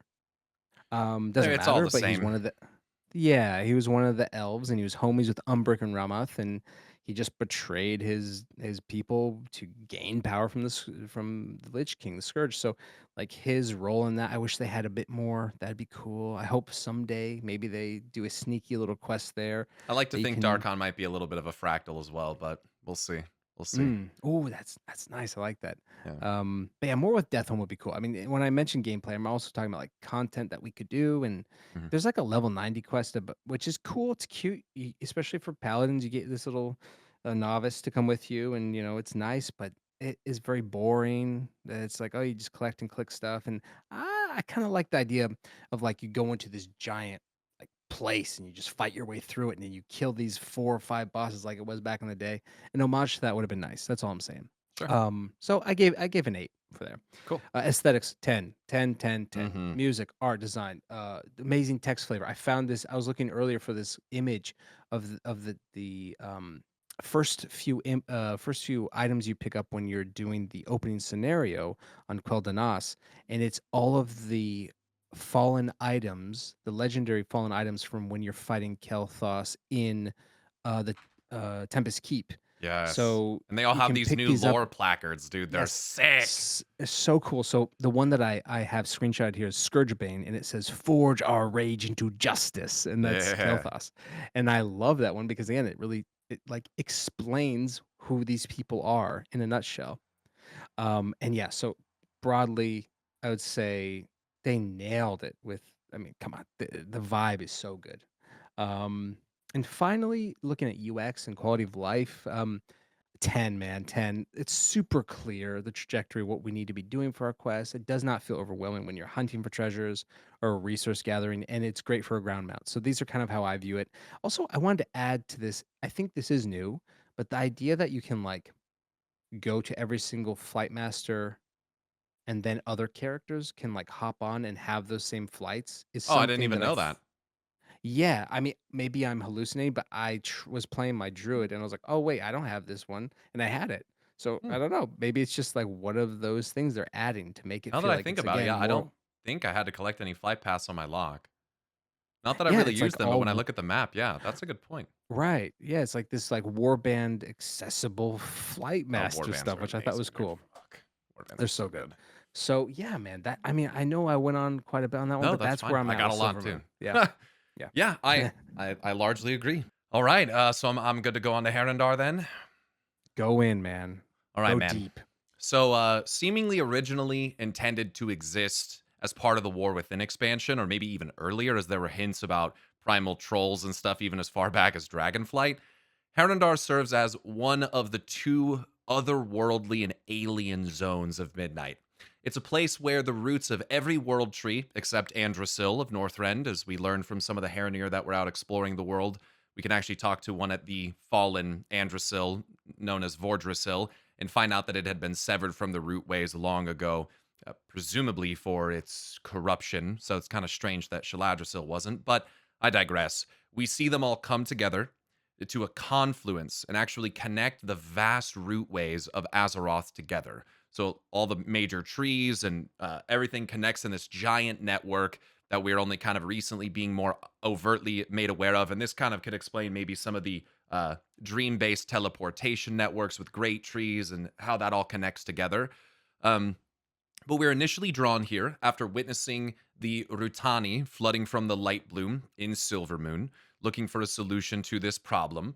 We join the Haranir Orwenna as she aims to discover how the bloom has spread to Harandar and help us figure out what we can do about it in Eversong Woods. So it's kind of infecting these plant like people known as the Rutani. And she's trying to figure out what other impacts it may have had on her homeland. So, originally caused by the creation of the light and arcane blended Sunwell during the Burning Crusade expansion, the Light Bloom has been further bolstered, as we discussed earlier, by this surge of light being imbued into the Sunwell by the Vanguard as they attempt to push back this Voidstorm encroaching upon the kingdom of Quel'Thalas. This has caused aggressive light bloom flare ups, like we talked about, which have spread throughout the trees and the root systems, not only in Eversong, but evidently in other places of Azeroth too. Shaladrasil, for those that recall, the world tree in Val Shara from Legion, was apparently, as it's explained in the questing, uniquely susceptible to the light bloom due to it being corrupted by the nightmare during the events of Legion. Through its roots, which connect down into Harandar, the infection has spread and threatens all who live in this primal place. Now, after enduring some sacred trials of the Haranir goddess Alnhara, which Haldoran explains in the Azerite present in the zone, really kind of tells us this as well, is just their name for Azeroth, we gain the favor of at least one of the elders in the respected Council of Elders, Hagar, who is very close with Orwenna, as she helped raise Orwenna after her parents were killed by a root fall when she was but a child. The other elders are not interested in helping us in any way at all, let alone providing us with the highly valued substance known as Aln Dust, which is explained later on to be the distilled essence of the now missing goddess Alnhara, which is harvested from the Rift of Aln, which we discover actually has this ability to reverse the infectious effects of the light bloom if used soon enough after exposure. Because of this, we journey with Orwenna to the Forbidden Rift of Aln, seeking the aid of the self-exiled Shulka leader, Amarak. These devoted hunters of shadow have willingly severed their connection with the goddess. They no longer hear her voice, and it allows them to mute all of the others so that they can brave the madness of the rift and slay the malformed beasts which crawl forth from within. With their aid, we're able to actually gather some Aln Dust from the rift and use it to free the minds of the less infected Rutani, additionally shielding the Haranir from the light bloom's influence and fighting back against it. Eventually, we discover that one of the elders, Ruya, has also been influenced by and is now propagating the spread of the light bloom. He has proudly and zealously weaponized this vicious infection, spreading it through Harandar, and so we must confront him and end his treachery. The story of the zone may be centered around the Rutani and Haranir cultures, but the most interesting information pertains to the goddess herself, whom we find out was at some point taken from Harandar long before the Haranir ever even arrived, realizing that their visions from the goddess which led them here and away from the others who would become the Kaldori were merely echoes. This implies that Azeroth's soul, of course, once existed in this primal, untouched realm of life and light, and was likely taken and placed in a massive Titan-controlled mechanism, which we refer to as the World Core. The existence of the Rift of Aln and the horrific monsters which are born from it may also suggest something about the origins of the eldritch abominations we know as the Old Gods. Perhaps they were not manifestations of the void randomly cast out into the universe by beings like Demencius, whom never speaks of any old gods, nor do the old gods ever speak of the Void Lords, but instead warped manifestations of Azeroth, her dreams, and her nightmares, and her influence, as I have speculated in the past. Now, the zone leaves us with many questions, such as how and why was Azeroth moved from Harandar? How long ago was she removed? Why does her influence still linger here? Is her removal in any way related to the legend of Ilunahir, an ancient world tree said to have been angrily torn out by Aman'Thul after Eonar planted it? And does Ilunahir in any way connect to Yasharaj, given that the stories of their extraction are so similar? Why does the Rift of Aln exist? And how exactly did it come to be if it is a result of her absence? How does the rift tie to the Rift of Aln, which we see in the Emerald Nightmare? Many questions, many unanswered mysteries, and I look forward to discovering the answer to these questions, hopefully as we move toward the last Titan. Now, even with these ancient, mysterious cultures and the hints about Azeroth herself, there are some amazing side quests that exist in this zone. And just like Olwenn, I've chosen a couple to highlight here. The first one is, You Strong? This is one of the most fun, lighthearted quests in Midnight. You Strong takes the player on a journey through the Fungarian culture of fighting just to see who's the strongest among them. Fuck it, why not? Found in the southeast corner of the map in the Grudge Pit, one of my favorite areas, one of the most beautiful areas of Harandar. This is a quest I recommend all players to do if you're looking for a clever way of peering into one of the many obscure and fascinating cultures of Azeroth. Tasked by Bolidus, a Fungarian fight promoter, which in and of itself is hilarious to me, with assembling a ragtag team of Fungarians, we gather our allies around the arena with the goal of becoming the new Grudge Pit champions. We quickly So good. realize it's so good. We quickly realize that they are all unreliable allies at best, each struggling to fight and get the team name right for different reasons. We learn that instead of fighting to the death, Fungarians fight to decay, the point at which they hurt too much and they stop. This, to me, feels like a playful hint that decay should be viewed as the process of waning vitality and movement toward death from the state of life, but not yet fully dying. That's why they make the distinction. Decay exists between life and death. But with that being said, tonally, this quest is Warcraft to its core. It's silly, it's hilariously written, and it has us fighting just for the sake of fighting. What's more Warcraft than that? Honestly. I love the Grudge Pit. I love the Fungarians. They're silly. They're cute. Yeah. I quite enjoyed this quest. Um, It was very fun. yeah. One of my favorite quests in Midnight, the next one I'd like to talk about is a quest called Tales of the Sky. Tales of the Sky is a story about the legendary lost pet of Alnhara, Aln-Sharan, which takes the form of a cloud serpent. Rumor says that Aln-Sharan became very sad when the goddess disappeared from Harandar, flying high into the sky. It's not the first time we've heard a story like this, and he never returned.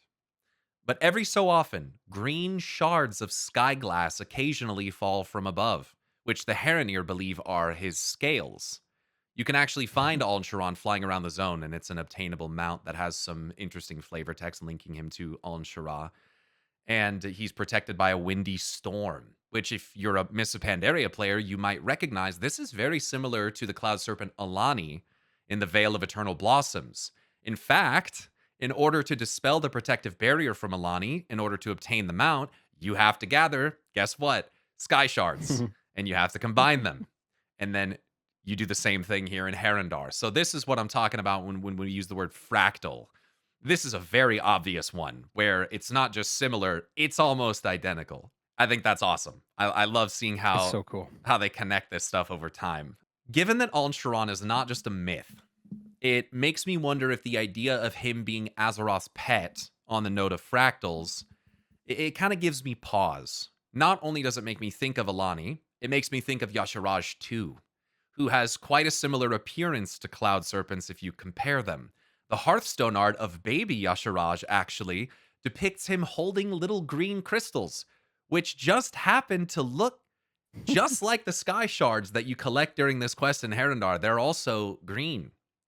Perhaps this story is meant to suggest to us how Yasharaj became associated with negative emotions, like despair, hatred, and rage, considering that when the goddess was removed, Aln-Sharan became very sad. I feel like that could be a bit of a hint. I recommend this questline, found in Har Kawi. I am probably butchering that, so I apologize. The northeastern section of Harandar, because it reminds us that sometimes myths have more truth to them than we may initially have believed. And because it may serve as an interesting story fractal, a repeating pattern with some of the same base framework for other events buried deep in the history of Azeroth. The last section I have here is mostly just kind of opinions on it. I'll try to get through this. Mine is also quite long, so I apologize, Olwenn. Thank you so much for It's all listening good, man. patiently. No. This is great. I think Harandar hits the notes of feeling primal, mystical, and a place that's steeped in tradition. It serves as a very interesting nexus for the powers of life and light, and the narrative of the light bloom infecting Harandar and how it spread through the weakened Shaladrisil. I'm going to be honest, it feels a little bit shoehorned into me, but I really enjoyed learning about the history of their split from those who would become the Night Elves, their journey through the root ways and encountering Titanforge constructs as they did so, and Freya as well. Hmm. and the pursuit of their now absent goddess. I honestly hoped for more direct involvement from the status of not only Shaladrasil, but the other world trees as well.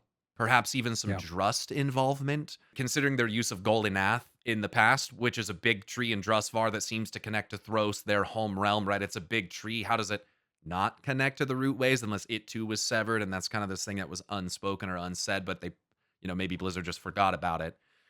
Since we learned that all routes lead to Harandar, it's a bit surprising to see basically no influence from these other sources. I thought the concept of doing the trial to prove our worth in Harandar was interesting, but I hoped to see more resistance and hesitance from the locals when interacting with us, to be honest. I felt like I was a bit too welcomed too quickly, especially for such an isolationist type of culture that is Totally. so deeply ingrained in their tradition. Although, with that being said, this sequence of events and the trial does further reinforce the uniqueness and significance of the player character and our connection with Azeroth, which I think over time has become more and more apparent. I like the introduction of the zone very much, immediately coming to a gorgeous vista which overlooks the majority of the zone. It is fucking beautiful. There's no question It about it. is. Rivaling potentially even Hollowfall in terms of beauty and scale. The big cradle in the middle being very similar, reminiscent to the feeling of looking at Belladar for the first time. I enjoyed exploring, learning more about the culture of the Haranir, Rutani, and Fungarian, and discovering the murals depicting secrets from the Haranir's past. I love how they have repurposed what I believe was All Dust to kind of not only record memories in this verbal kind of way, like an oral history, but in a way that you can literally experience it. This magical recording of history that That was literally so takes cool, form. man. Yeah, isn't that sick? Isn't that sick? It gives I this loved sense it. of mysticism, makes me almost kind of think of like some of the more indigenous cultures of the real world and For sure. their tradition. I think that's really cool. I will say I loved the Rift of Aln section, but like I said, I found some of the lore mechanics at play there to be a bit confusing. And I also found myself, as most of us likely did, consistently distracted by glowing moths. I'm sure you can relate to this, Olwen. It's too many, dude. There's too many. They are everywhere, and they unlock recurrently as you get more renown levels. They are fucking everywhere. I kind of wish that I could filter those off the map, same way that I wish I could. Same, same. I wish I could filter those, and I wish I could filter the Coalesce Light that you can find in Eversong that you do for the dailies Oh there, yeah. because there's just Yep. silver arrows everywhere on the minimap all the time. And I'm not sure if this is a good or a bad thing, but in total, I ended up spending nearly 20 hours in Harandar. You're yawning. That's how I was feeling. That's Dude, how. that's crazy. Sorry, it's also late here, but like, my God, like That's 20 hours in one it. zone. Oh It my was a lot. God. Eventually, I came to the conclusion that the sheer number of side quests there felt overwhelming. It's a Yeah. lot. It's also the only zone, like I mentioned before, that I decided to do the main story in before moving on to the side quests. I think this was a mistake, and Okay. it led me to a feeling of kind of being burnt out and being in the zone like forever. I feel like the natural flow, you keep an excitement for the next step of the main story as you're doing Hmm. side hubs. I feel like that's just way better. It's the only zone I did this way, and I genuinely regret it. Last couple things here before I get to my scores. All good. I mostly enjoyed the aesthetics of Harandar. It has a great color palette, and I really like the areas True. aglow with violet and blue light, such as the Veil of Mists and the Grudge Pit. However, I was hoping for more diversity in plant life, especially around the rivers, which are steeped in magical power coming down from the world trees, especially around Nordrassil. I also thought that it was really cool to see that the empty space surrounding Harandar was called Nihil, which in Latin Mm. means nothing or none. It begs the question, where is Harandar actually located? The Midnight Art Book describes that it's Yeah. both underground but also partially phased from reality in its own elemental plane of existence. Um, Okay. yeah, I don't have the art book, so that helps me a lot, actually. Yeah, to me, this is fascinating to think about, especially in the context of Palatar's Codex, an in-game book from the War Within expansion, which told us how realms of energy tend to bleed together and connect through transitory pathways. I I do think that the zone is a bit too one note in terms of flora and fauna. Like I said before, looking at the smoldering roots of Teldrassil was quite sobering, but it was countered by the confusion I felt when looking at Shaladrassil, wondering if we're ever going to visit Val'sharah again and actually see the full effects in that zone. However, As the Haranier say, a tree is far more than just its roots. But I was hoping to see maybe more Ardent Wield influence from Amir Drasil, maybe a little more Same. Arcane influence from the Well of Eternity from Nordrasil, more burned stuff around Teldrassil, maybe some like life fire combinations happening there, Ooh. and maybe an influence of Nightmare, Drust, whatever. And that just didn't happen. And I have to say, that's pretty disappointing to me. The nightmare was a surprise, especially the Rift of Oln. I thought they'd do something with it, but And yeah. they refer to some of the stuff in there as nightmarish manifestations. And considering the Rift of Aln is a part of the nightmare that we visited, there's Mhm, like an inherent mhm. unspoken connection that's there. But like, I kind of want you to smack me in the face with it. Like, I think that would be a good explicit homage, you know? yeah, yeah. Yeah. And I will say, when you're looking above the rift, where the Dream Rift platform is, where we're gonna fight the boss, when you're looking down, the Yes. root system is slightly reminiscent of when you're in the rift in the Emerald Nightmare raid, looking It's up. true. It makes me wonder if we're on the other opposite sides of like a tunnel, like I said. Um, Oh, yeah, yeah, I, of course. I would have loved to understand that better. So here's my review scores. It's exact same categories and ways of thinking as Olwen. I'll try to be more brief Nice. about these. Narrative, I'm not particularly a huge fan of the narrative in Harandar, as I've made pretty clear. Mhm. The Rift of Olwen confuses me. We barely deal with the elders in a meaningful way, in my opinion, and I felt like the Light Bloom related reasons for us visiting could have been handled better, leading to more significant threats that weren't external to Harandar. For this Yeah. reason, I actually was what I consider a little bit harsher. I gave it a 7, which I still think I is w decent. No, no, I'm kind of around 7. That's pretty good. I would have said maybe 7.5, 8, but no, that's pretty good, yeah. Yeah. I could see a 7.5 and an 8 as well. I think that's a fair score too. When it comes to gameplay, one of my favorite things about WoW is getting the opportunity to hunt down hidden lore. Harandar is fucking full of it. There is no shortage of it.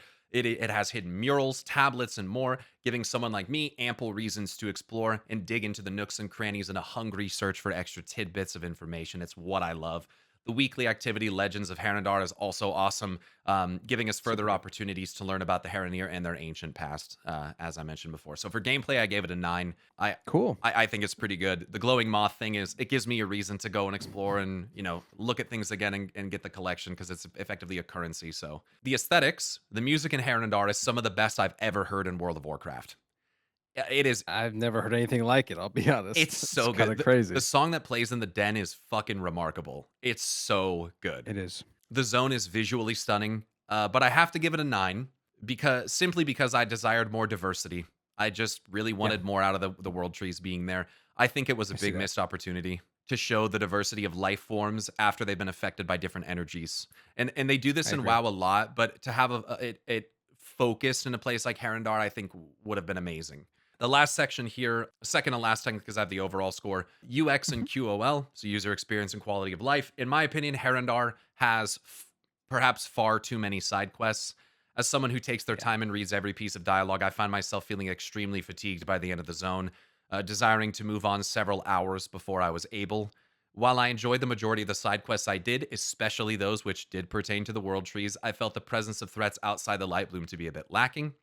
It doesn't seem like the Shulka really needed our help with the rift, and I don't really consider that a major threat to the surrounding areas, which we would have been needed in solving. I just don't feel like yeah. it clicked for me. The overall score then that I would give Harandar is an 8. Even though I think Harandar might be my least favorite zone of Midnight, which will probably surprise some people, I'm not here to tell you that you're not supposed to like it. This is just my opinion. If you loved Harandar, you gave it a 10 out of 10, fuck yeah, more power to you. I'm glad that you liked it. It still deserves high praise and appreciation. It's still a great zone. For someone who enjoys a focus on the World Soul and Cosmic storyline, Harandar is a great addition to the game. Though I'd have loved to see how they originally planned to slot it into the War Within, which I'll talk more about later. So that is my Yes. review of Harandar. Thank you, Olwen, for letting me go there. Tremendous, man. Yeah, No, but thanks. I think the last thing I was gonna say is, like, you got stuck with the the cosmic ones, and they're gonna take more time because they're Sure. far more they're just far more complex. Silvermoon and Zul'Aman are things we know, and that's maybe why it's taking you more time to explain it because it is new, and I'm just dealing with the nostalgia hit of, you know, TBC over here. So Sure. no, I it's appreciate that. all good, man. I was I really really worried. enjoyed that. I'm No, no, glad. I mean, Thank and you. I enjoyed it because there's stuff that actually helped gel with the way I viewed it, and also there's stuff I forgot, so that was like really nice. Yeah, So yeah, I'm no. glad. After a quick little break here, we're gonna go ahead and let Olwen go into Zul'Aman. Oh man, Zul'Aman, Dislan Biazman. This is one of the best zones ever.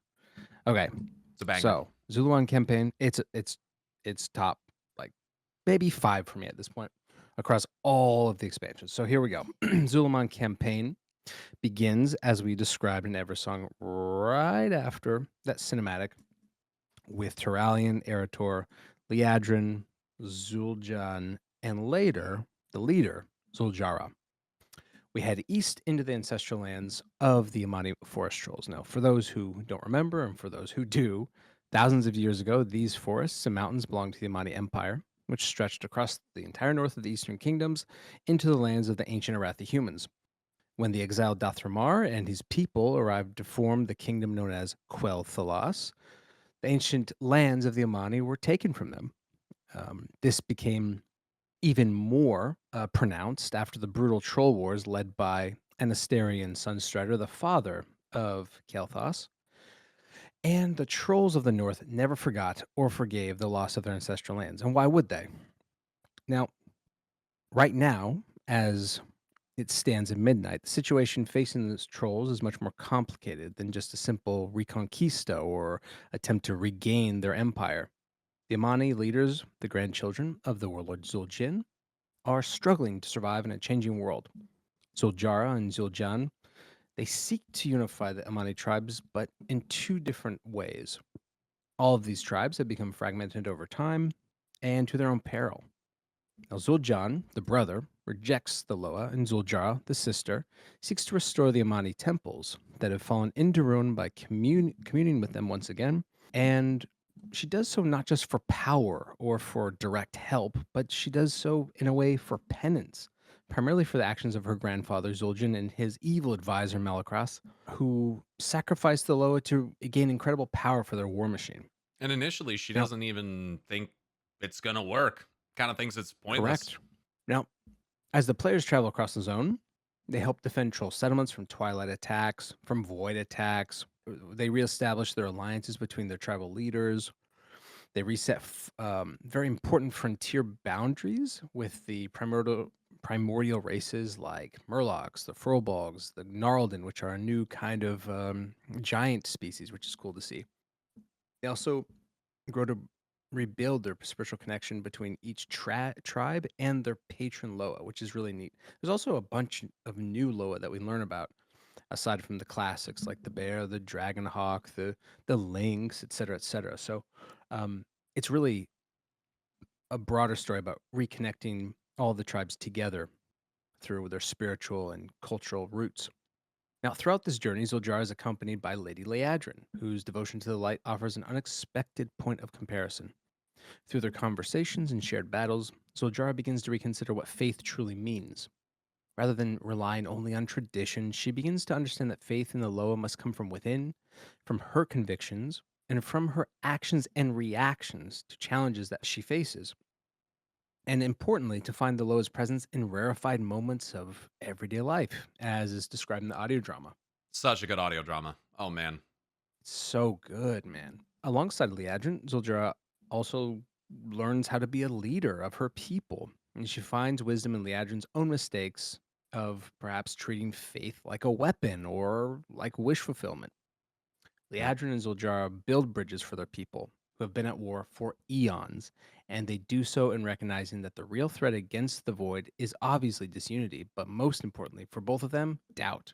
Self doubt in their own ability to overcome past failings, doubt in their ability to act as avatars for channeling primal or cosmic powers, like the Loa and the Light, all of which to protect and improve the lives of those they love and the neighbors around them. Now, while Zul'Jara reaches out for her spirits, her brother Zul'Jara just seeks blood. He believes the Amani must reclaim their land through strength and vengeance against the elves. And further, as the void incursions intensify across the regions, the tensions between the trolls and the elves actually dissipate for a bit. And instead, Zul'Jara has to put down a possible insurrection from her brother who, after his own moment of betrayal, or I should say, he broke the chain of command, he's brought back into the fold, but he's quite salty about it.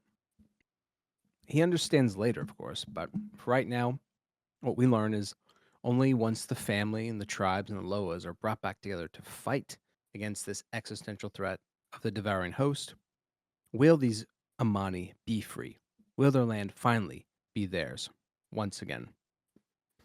Now, while this part of the question is perhaps less of a big picture than Silvermoon, that's primarily because Quel'Thalas is narratively front-loaded, as we mentioned, at the opening of this quest and experience for the entire expansion. That means it does not at all, that ZA or Zul'Aman does not lack in narrative content at all. And actually, our detour in Zul'Aman is helpful for reminding ourselves of the stakes of sticking together, perhaps even unifying through peace and reconciliation of those that we have once fought. We as players even recognize that we have to return to our previous visions of who the Amani were. We have to reckon with the fact that we treated them poorly as mindless, bloodthirsty monsters, as they're portrayed in the game's much earlier renditions. Yeah, that Not quest where unlike we how come through and we're just there to get like loot and like, yeah, oh, whatever. yeah, The exactly, healers, like it's like that callback to ZA, but also like you're saying, like a yeah. commentary on how we viewed them. Yeah, and I mean, it's not unlike the goblins either, man. So like, it's this idea of like Blizzard keeps recasting these basic D&D or RPG or RTS monsters that you just kill for experience or loot or just because it's fun as actually like unique and complex cultures, which is Yeah, really cool. what a concept. So yeah, but it helps you. I certainly know that Final Fantasy 14 did this too. It's like it forces you to like think more about these races, either they're primal or they're perhaps, I don't know, more, I would say, misunderstood. You're Yeah, able to think about them more as like what is their motives? They're mhm, not just evil. Why are they yeah. doing what they're doing? And they're obviously more And so intelligent than just like the wildlife that's around. exactly. So it's not as simple as that they're just animals to be slaughtered. And because of that, we look to the perspective of the Amani to rethink what the Sindori must do for a lasting peace. And that is, well, broadly, as we see between Liadrin and Zoljara, by meeting their enemies head on with an understanding of the old grievances and a sincere will for reconciliation somehow. And again, heavy, complex, and I would say mature themes aside, again, there still are really interesting and unique quest lines. And just as you said, Pyro, the quest line that I thought was so interesting was the whole storyline is called Bloodstains, which is perfectly titled here because the quest line opens as a meta quest about players, and we're just us dorky ass TBC players like, oh, I want some loot, Mhm. raiding Zul'Aman and causing trouble along the way, It's one over at going Atalaman, fast. right? When That's you first exactly come right. in. It's right Yeah. when you get in, you go to Atalaman, you talk to these priests, or at least these, not the priests, but the previous keepers of the temple, and they're like, "This right now we're struggling because we have all of these. It's bad vibes, bad juju. We can't move on. We can't cleanse the temple because of all of us running so fast to get the Amani war chest." That's basically what it is. It's like because we ransacked the temple 1,000 times to get this stupid bear, which I have, and I did ransack it. I Mhm. ransacked I it, did and it that. was great. It was me. Yeah, I did that. It was me, and certainly the game knew that because it like yelled at me about it. So like, in ransacking the temple, the Almani suffer greatly. Now here, the quest is like parody. It's silly, like you said, like the quest line, or I should say, the dialogue between some of these echoes, these ghosts of our previous selves, are very funny, but also dips into satire too because. And the difference between parody and satire is like parody is just funny, and satire like is funny but for a reason. Like it's supposed to cut at you a bit. Like, oh, actually, that's supposed to change my ways or make me feel different about myself. Yeah. It's like ridicule for a call to action, right? So the quest writing here is actually like pretty dire, and the trolls involved want to, as I said, wash away the bad blood. And what we have to do as players is to confront and defeat the echoes of our previous selves.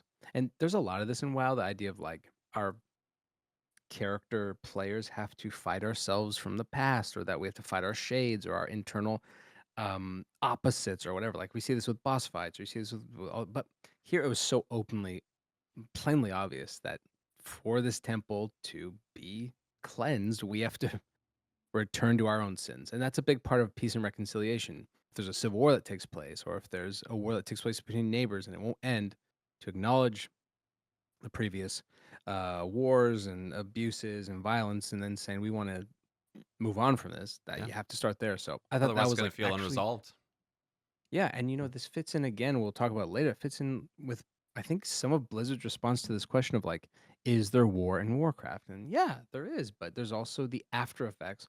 And the after effects can also be equally interesting in many different emotional registers, whether it's sad, kind of funny here, and then also again back to being like, whoa, that's kind of grim. So Yeah. yeah, that one was really well written. Yeah, I enjoyed that one a Um, lot.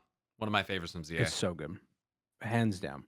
The next one that I liked a lot is just kind of cheeky and silly, but it's the Loa of Murlocs. This one is so good because when I immediately, now I'll tell you the experience. I rolled up, I picked it up, and I literally read it, and I was like, "What is that? Is that possible?" And it literally made me do a double take to Technically. think like, yeah, you're right. Technically, it's a good point. But I was like, so there's a Loa of Murlocs, and I was like, kind of doing the math. It's like that meme of like all the math flying through the head. I was like, was that how it works? And of course, it was just a big old joke because you end up seeing your homie, he's a night elf, I believe, the King Murgle, the night elf who's dressed up as a Yep. Murloc way back in Lich King to basically protect them or like help them reintegrate into their like little commune or whatever. And so you see the good King Murgle quest, and they're so funny. They're so enjoyable. They've got great environmental, like of course, like eco-critical or like environmental like messages, but they're also just funny because it's Yeah. just at a certain point, this is just slapstick. So I love it. Yeah. But the cool thing is, and I wanted to ask you about this, I was trying to pick up on this a bit more, but there's not much out there about this. But like, this one reveals like an interesting plot of the Deep Fin Murlocs for like using necromancy, Mhm. but they're also like linked to this voidy Cobus, and the Cobus's name was something like light. I wish I had it right here. It was like something that was like light extinguisher. It's something like that. Yeah. But like one of the questions that one of the preservationists asked is like, why the hell is a Cobus here? And so yeah, that was just kind of crazy. I guess we can talk about that later. But I was like, oh, that's kind of interesting. We got a Cobus way out here this far Yeah, I mean, we have because they're instances. yeah We have examples of the Cobus using necromancy already, right? Like right. in Of the course we do. undersea and Yes. in Hallowfall and everything. But Yep. then, yeah, Hmm. the what is the purpose of it? Is it to expand their forces, like in order to Yeah. go against someone like Ashara, or like there's been like Oh. historical like Oh yeah. conflict between like the Ankoan and the Naga and stuff like that as well, where they try to True. subjugate them and all that too. And they're all Yeah. related. Ankoan, Jinyu, Mhm, mhm. Murloc, Cobus. They're all Cobus, yeah, yeah. they're all related evolutionarily. So yeah, Right. I'm not exactly sure, but I guess I thought of it as like trying to spread their influence, bring more people into their forces for whatever reason Mhm. that might be.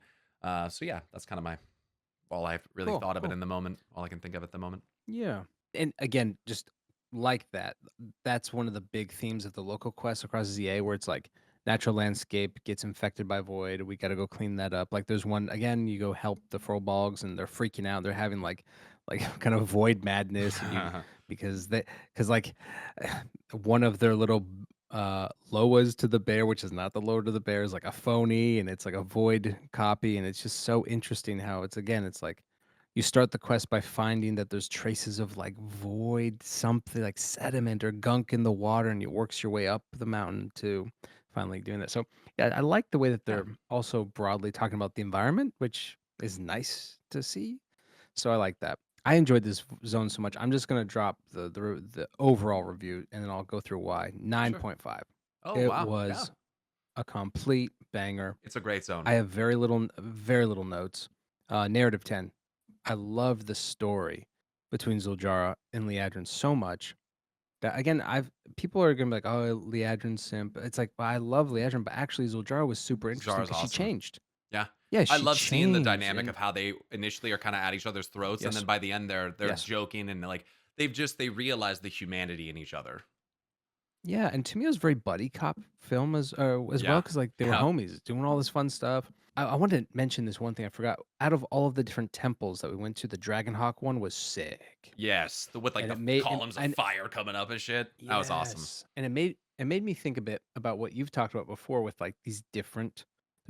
We'll get to it, but there's just these different fractals to Sargeras, or the idea of like fiery rage, or just like Rebirth. all of these rebirth, and how like Zul'Jara literally says like, what I need to learn is not like going in with my axe first. I gotta like know how to Yep. burn slowly. I think she said that's so cool. They nailed that again. That's such a nice like theme to Yeah. think about, The and I themes didn't really surrounding touch on fire and many. stuff are sick. It's Yeah. so good, so good. So 10, 10, 10. Gameplay 9 again. This is only because I like a bit more variety. And now that I didn't even think about it till you said it, it's probably because it's just an expansion wide thing at this point. Sure. I remember saying something to one of our guildies during Undermine, like, damn, there's like a lot of different type of quests. But can I just get back to like killing like 3 of these and 10 of Mhm. these? And look what's happened. Yeah. I'm now gonna have to eat crow because this is all what it is. A 9 because there's also some good meta quests, as I said. I really loved the echoes of Zul'Aman the raid and us in TBC, and that was so good. Yeah. Aesthetics 10, Yep. 10. Beautiful zone. Again, music, The art, music. color Oh. palette. Yeah, the you mentioned color variety. It's not just color variety, but like actual zone variety. It's so cool because you go in, you see the temple, then you see the marsh, then you see the sea, then you see the two sides of the map where they're mountains, but they're different types of mountains. They have Yep. different types of flora and fauna. So cool. They did such a good job making it feel like an ancient antediluvian place, a place of primordial Azeroth too, which I really like. So again, they crush it there. Totally agree. Also, the tone that I think a lot of folks are always asking for, with like, where is my epic and where's my heroic? It's right here, guys. It's right in front Mhm. of you. It is so badass. And I love the look of the Amani. I've said this before. Give me them as a As an allied race. actual allied race. I think they might. I Yeah. mean, it's not I a think. I want them to do it. I don't know if they will, but it'd be cool to have a neutral troll for Alliance. That'd be interesting. That So could yeah. be interesting. There's a lot of deep Oh, history there, and at minimum, I would just love to see them add more good point. actual Good point. Good customizations to point. the trolls to where you can make yourself look like one. But then you have to think about if you're Amani, you have Yeah. to have a story Yeah. for why you would start in the Correct. Echo Isles. Like maybe I I don't think know, so. I kind of have to think. work backwards on that. Yeah. I mean, and my sort of fanfic is that a part of the reason why we become homies with them is like it's either the because if you look at the map, you could imagine like the Arathi on their massive galleons Yeah, like moving towards us in like an awesome shot, just like we saw in Battle for Azeroth with like this, the trolls from I'm sorry, Zuldazar yeah, coming in. Like it'd be so neat to that would be see something sick. like that, and then the Amani are like they pick up their axe and like we'll join you, and you're like, yeah, this is cool.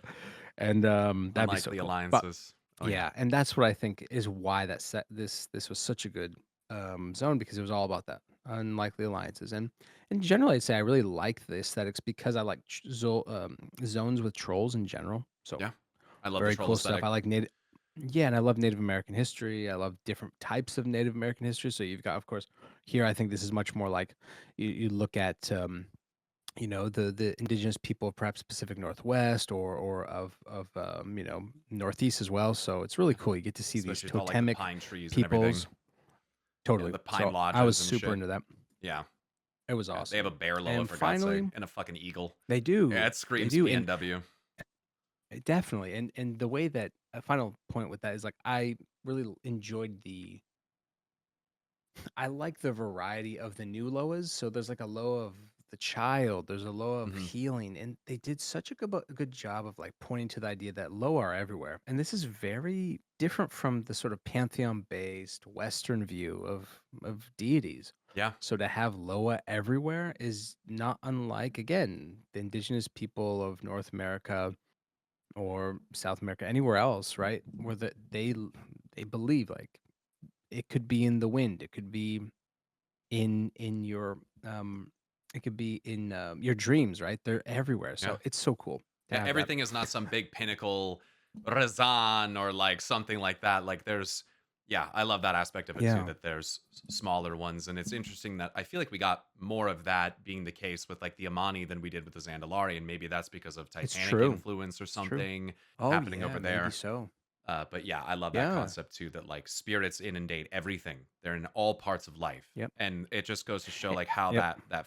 belief and faith system of those people informs it informs them. And there's like a like, symbiotic Yeah, there's relationship that kind of exists there. yes, and I think sorry, that made me think of one final thing I forgot to add to this, but there's Please. one quest where you go try to revive Shadra, the Mm. Loa, like of Spider the Loa. spider, right? The spider, but I forget which is it.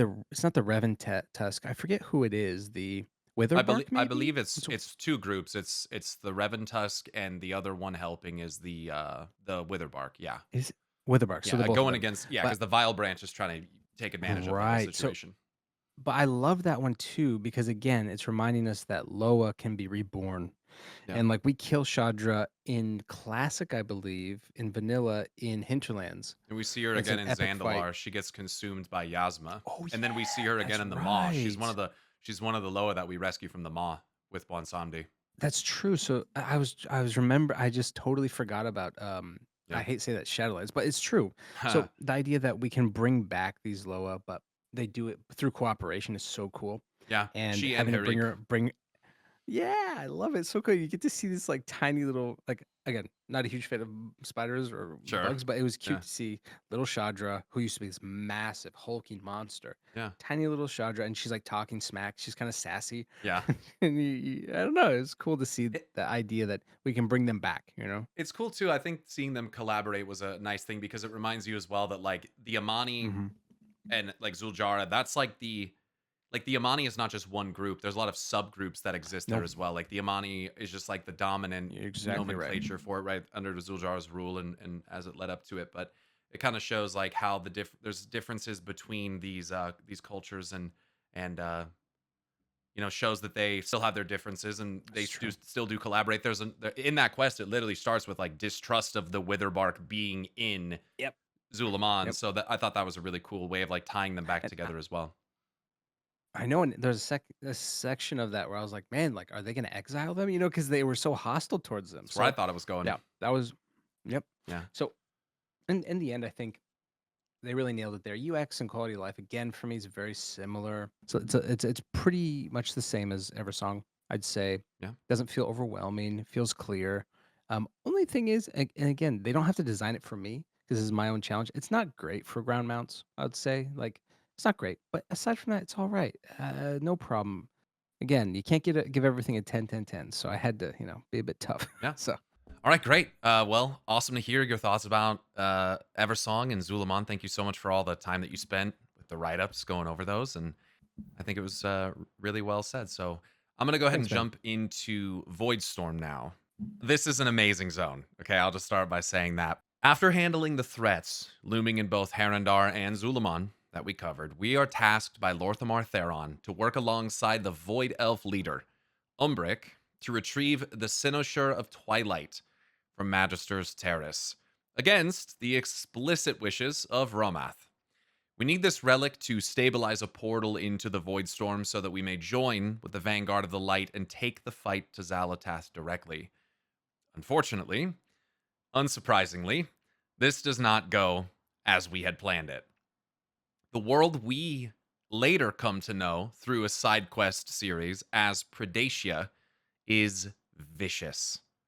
Immediately upon arriving, we're greeted by an absolute wasteland, inundated with the maddening energies of the Void. The Void Elves and some Void using player classes immediately find themselves struggling to resist the whispers of darkness assaulting their minds. Akin to our campaign on Argus, we are quickly beset by all manner of horrific creatures bent on violence and a desire to consume.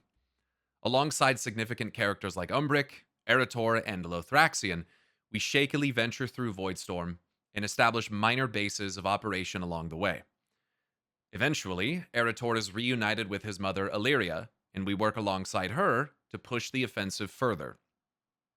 Predacia, however, is not home to only mindless beasts. as we soon find ourselves working alongside the seemingly subdued being known as Decimus. He is Dominar, an intelligent, energy based race who treat the Voidstorm as the object of their conquest. Not to be trusted, and less so when working together, Dominar are a fascinating people with their own unique architectural style, personalities, and culture. They are deceiving and manipulative by nature, desiring conflict, strife, and suffering in all aspects of life. Lothraxion absolutely hates Decimus and all other void beings for that matter, even those who we are allied with. And the zone is focused on this conflict born of the opposing philosophies and perspectives given by both the light and the void. In true Carl Jung fashion, the nature of the light is primarily expressed through Lothraxion, whose ego blinds him to his own darknesses. Throughout the entire zone, he accuses Decimus of planning to backstab us, which he technically does, but in a manner which benefits both him and our goals in the long run. Lothraxion not only throws these accusations, but attempts to take things into his own hands by killing Decimus, a plot ultimately thwarted by Erator and the player character. Because he is so blinded by his ego, a personification of the light itself, he is unable to see the wrong that he is doing, betraying allies, abandoning them to die, throwing accusations at not only Decimus but Illyria and even eventually Erator as well. He is directly guilty of the crimes and betrayals he believes will come from the void beings around him. A great irony. This, I think, contrasts nicely with the clearly deceptive and violent nature of the dark entities with whom we work, wonderfully illustrating Jungian psychological concepts relating to the ego, the shadow, and the actualization of the self. Lothraxion shows us how when we fail to confront our inner darkness and exist in a perpetual state of arrogance and self-righteousness, the ego can be taken advantage of by the shadows within us, leading us to do terrible things and being completely blind to it, even believing that we are somehow in the right.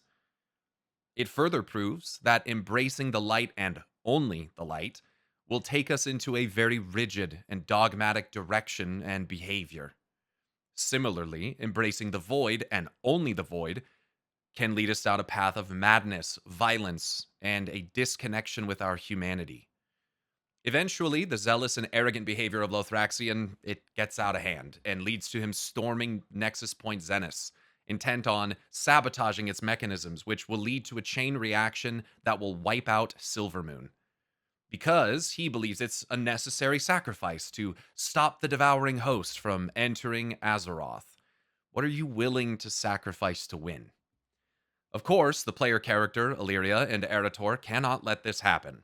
So we venture into the Nexus Point and stop him once and for all. On that note, I do believe Lothraxion is truly dead, having severed any magical connection to Revendreth or the demonic long ago when he was Lightforged. If his soul went anywhere, I would assume it would be to the realm of light, whatever and wherever that is. Voidstorm is a psychological masterclass which does well to portray the shortcomings and pitfalls of extreme dissonance, ideological alignment, and conflict within the mind and soul of all people. It gives us a nice visual of what ego and shadow can do to us and how blind we may become to it along the way, further urging us to look within ourselves and not deny, but rather embrace our shadows, lest they overcome us, even against our most powerful desires to resist them. I found the violent and manipulative nature of beings like the Dominar very interesting, especially thanks to characters like Decimus. I wanted to slap Lothraxion the entire time, but I understand where he is coming from and why he behaves the way he does.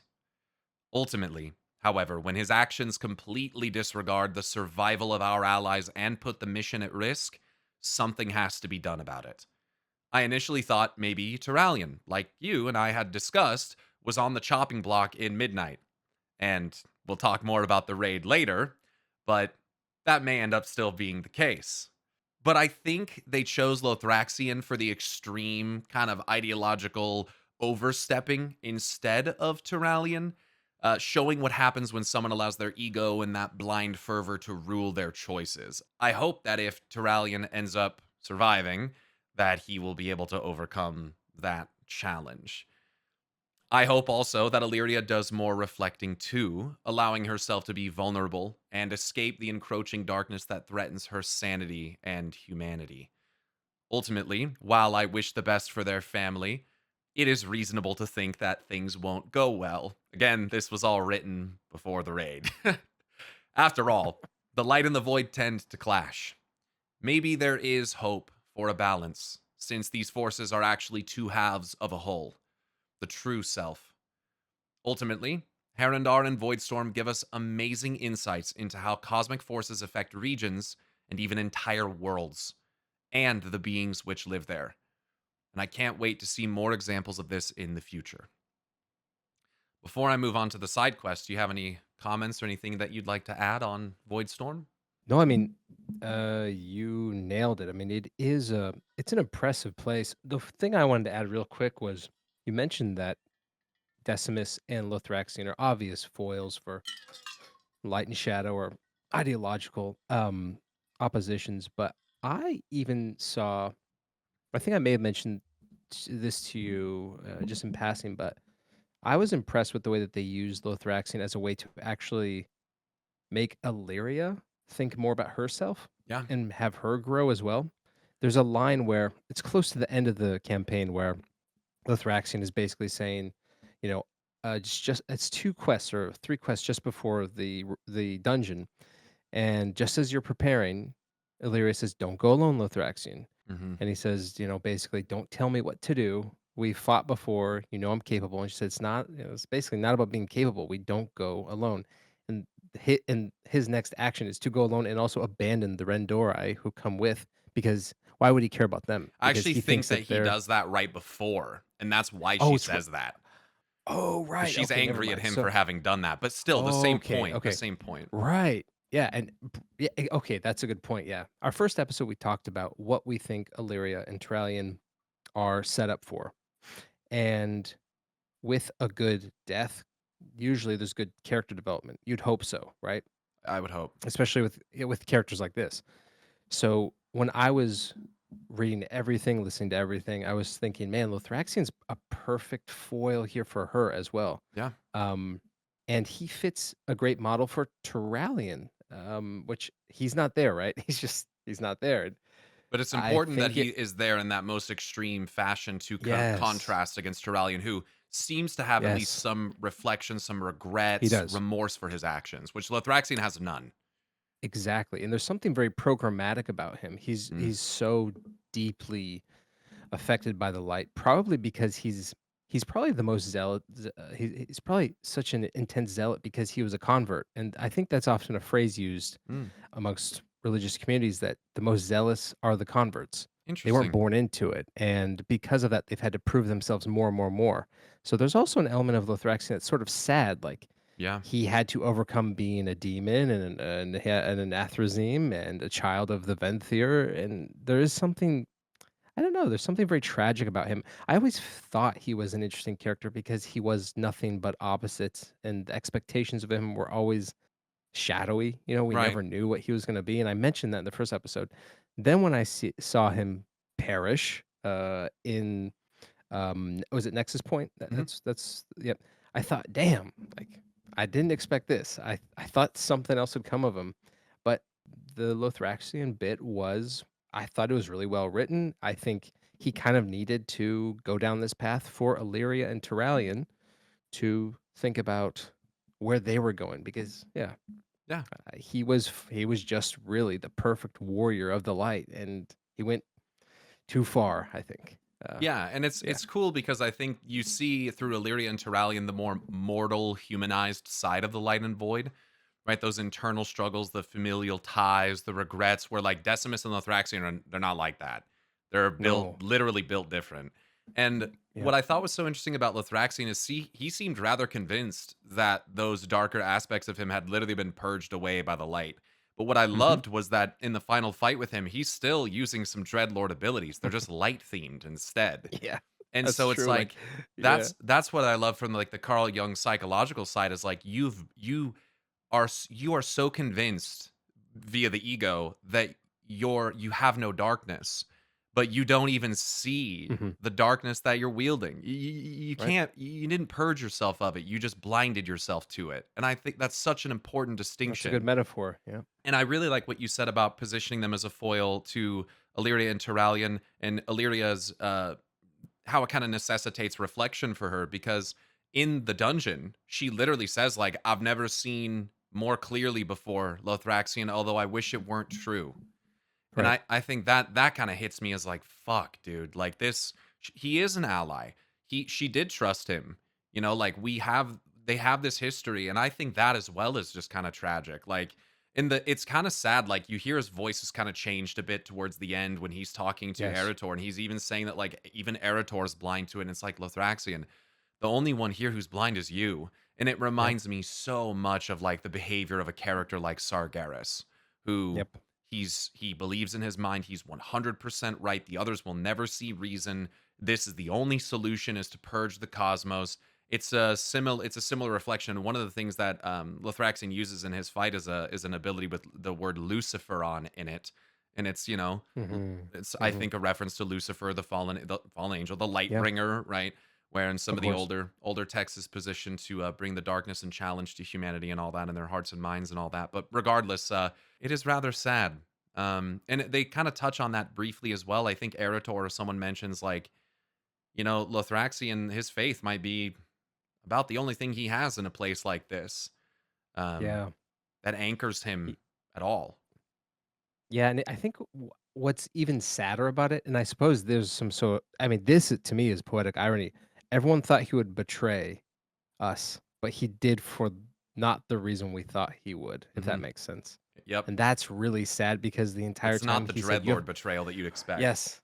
Yes, and he keeps saying, "You have to trust me, you have to trust me." And there's so much I don't wanna say, because you don't wanna belittle it, but there's some sort of insecurity there, like, "You have to trust me, Illyria. I fought with you for 1,000 years." And she says, "I trust you, but, like, your method is a bit, It's like, messy," you need to trust or me back though. When I'm telling you Right, this, you're right, not right, listening. And then it right, really and so surfaces when he talks about how yeah, she's clearly obviously affected by the void, and it's like, right. dude, come on. And that was rough too, because it's like, he doesn't accept her for who she is, Nope. so, again, Nope. this is this is a lot of, as you said, there's a lot of sort of, these themes here are actually quite heavy in Voidstorm, Yep. and the idea that it's both an internal and external war, the war within, right, And the war makes a lot of without, baby. sense. Oh yeah. Yep, that's Fractals, exactly baby. right. As Yep, above, so below. Yep. and we see it here, and it's so and Decimus is a really interesting character. I just want to add real quickly Yeah, because please. for him for him, broadly, his logic is something that is it's not obviously, it's this is all void based, right? The idea of survival, the idea of, um survival of the fittest means, we've got to destroy and eat that which is below us and then get stronger and stronger. Fine, fine, fine. But and this is a theme that's used all the time across all forms of media, positioning bad guys as nihilistic and etc. Right? Okay, but he's actually super self-aware, and he actually knows how to be a bit more of a team player. I Yeah. mean, of course, the idea is, well, he'll betray you. This is what Lothraxion says. Oh, he'll betray you. It's like, well, yes, but you're actually on the path by doing that, by not listening to us. And Decimus is actually helping us. Yeah. And for listen, for his own means, we know that. But Sure. it's the Sure. idea. It's this idea that this is where I think this brilliant turn of void and light kind of takes place in the questing narrative. You start trusting the devil. You start thinking, man, actually, Decimus makes more sense. And to be fair, he does. So it it was really well done to create a character of nothing, to have great VA, to have Oh, fantastic the VA writing, is and then fucking actually awesome. Yeah. he's incredible. And now we've got him, this character, just in he's just in the wings, and we see him in Voidstorm at when we're all finished with the main campaign, and we can hang out with him and prepare, some sort of these quests that we need for end game gear and whatnot. So no, it's just Yeah. like the way that they reset the board at the very end, where you're like, oh, this void being is actually like one of us. It helps, Yeah. Yeah, I think it helps legitimize the Rendoi. Once again, it helps legitimize all of the different player characters who actually think that whether it's through RP or whether it's through their class makeup, that the void is actually useful. Yeah. And yeah, no, And I think it's yeah, I think I can add yeah, to that. I think that like a lot of this is illustrated in like Decimus's writing. You can find like a steamy romance novel inside of his place, but there's little notes, footnotes of his internal dialogue of what he's writing, and it shows like this desire to move beyond just the primal urge to yes, consume and violence. And I what they've done here is they're really World of Warcraft has for a very long time had like Buddhist and Taoism like kind of like strewn in it. sprinkled in. What they've Yeah. what they've done here is they're showing the bad side of the light and the good side of the shadow. And they're doing that with with the Void Elves and the Blood Elves, and with Romoth and Umbric, and they're doing it with Decimus and Lothraxion.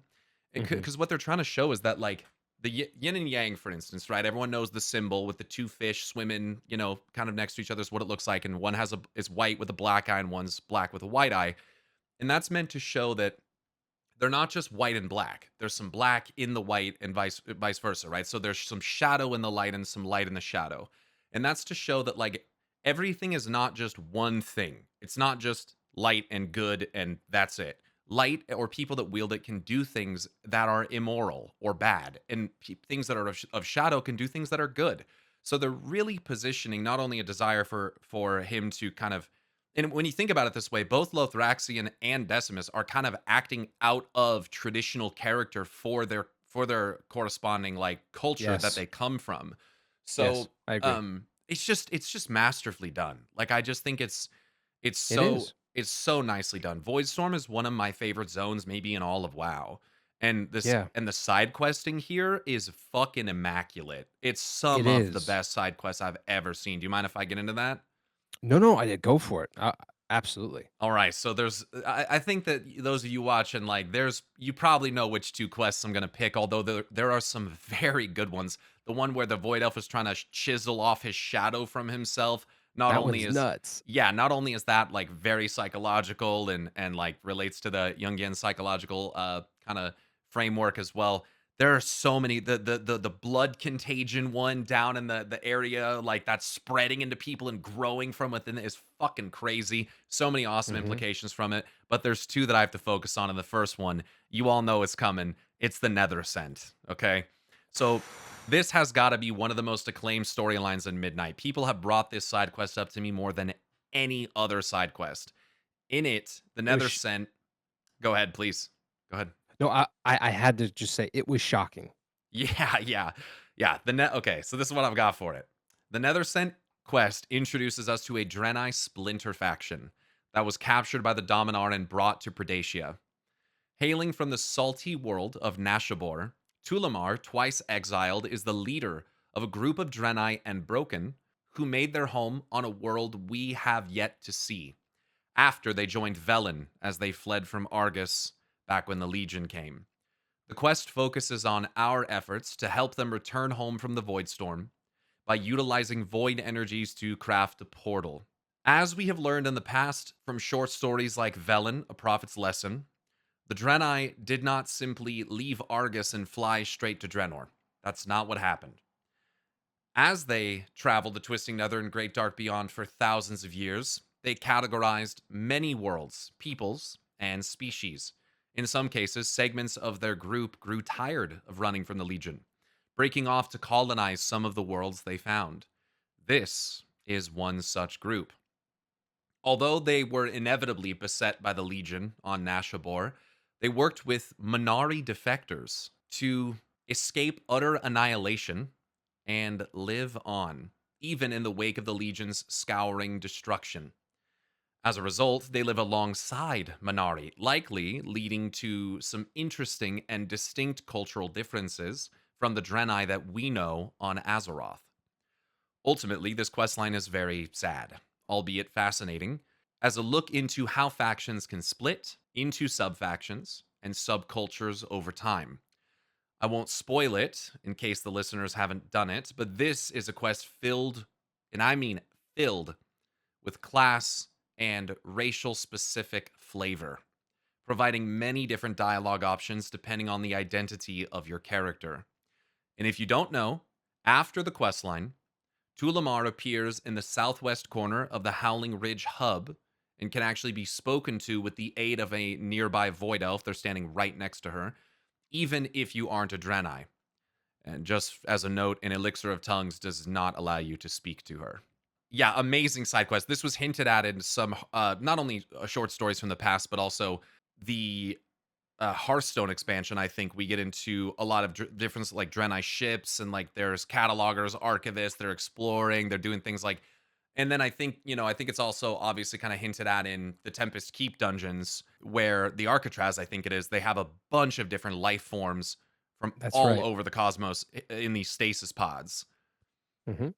So yeah, it's not like shocking to me that they exist, but it's surprising to have seen it on Predacia, the formal name for Voidstorm, which I'll talk about in here in just a moment. But yeah, man, great quest line. Yeah, It was amazing, yeah. The only thing I'd say is, like, because again, I don't wanna spoil anything, but yep, read everything and, like, honestly, the emotional swings on that one, it's tough to describe because it felt cinematic, it felt literary. Maybe it's just because of this idea that on this planet we're fighting for survival, and then you just see this like wayward people. Draenei means exile, right? It's so sad. The whole narrative that that we know about the Draenei, and I don't know. I think this one really gives you a much more complex view of what the after effects of the Burning Legion and the harrowing of the Draenei really was like, and how people want to become whole again. yeah, Yeah. and makes you think. What other worlds are out there that we still have yet to Yes. see? There's so much to Exactly. explore. One of the things I've Yeah. always advocated for is if we ever, I think WoW 2 and WoW 3 have already happened a long time ago, but if we were ever to go beyond World of Warcraft, the idea of worlds of Warcraft, which it kind of already is, right? We've already been to several other worlds, but kind of getting into that cosmic exploration aspect of it, I Of think would be course. Yeah. really More cool. sci-fi-y. That'd be cool. Yeah, Yeah. and honestly, WoW is already very sci-fi, especially with the Legion, the Draenei, and the Ethereals and all that stuff. So the next quest line, and one of my personal favorites, I would actually say this is my favorite side quest in Midnight. Um, Oh. yeah, it's not just a rock. Has us work alongside the Void Elf Riftwalker Aleshen to study some Void Rune inscribed rocks that are being eaten by the local wildlife. As we learn more about them, both Aleshen and the player are plagued by a voice inside their mind, urging them to seek it out so it can help empower us. Typical Void stuff, right? Totally trustworthy.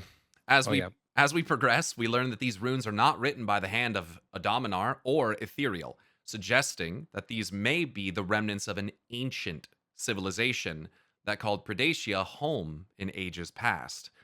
In this quest, we learn that true name of Voidstorm, but are also given alleged information about what happened to it. The entity speaking to us calls itself Akintunde and claims that eons ago, there were multiple empires in the world that were warring against one another. It claims that it was tasked by its empire to create a weapon to end the war. Instead, Akintunde created a weapon that ended the world. We cannot confirm if what Akintunde claims is true, but if it is, the clear allegory to be understood is that they created the equivalent of nuclear weapons. Mm. A weapon so Yeah. powerful that it should never be used. The largest scale weapon I know in World of Warcraft utilizes the power of re-origination, a process which can wipe out all life on a planet. Re-origination comes in several forms and has been used in a pinpoint fashion, such as with Gahun and N'Zoth, and region localized bursts such as Uldum. Whatever happened to Predacia, if this is true, it may grant us insight into a catastrophic and earth shaking history, buried deep within the shadows of the past. I highly recommend this quest to anyone that wants to gain a better understanding of the past events of Voidstorm. It was pretty sick. It was pretty sick. Yeah, I recently did it and I was like, "What the hell is this? This is nuts." Yeah, I thought it literally was just gonna be like, yeah, kind of not a silly quest, but a classic. All right, you're gonna Same. look at the yeah, like I don't know, an archaeology quest. Okay, we're gonna look at the rock. They're But the fact eating that it starts out, rocks. yes, and it starts from going to rocks to like, oh, this place was totally wiped out by some sort of magical or technological means, and it's like, damn, okay, Yeah. And we find a bunch of and tablets down there, and it begs the question, even if the events are true, if like the mhm, creation of the weapon and all that is true, maybe it wasn't Akintunde that did it. Maybe that's just someone who found the tablets and used it as mhm, information to try to sway us. But ultimately, the idea of it is pretty horrifying. And I think yep, it also suggests I think through Zalatath's arrival and like this stuff also kind of suggests that Predacia is not in fact Zalatath's homeworld.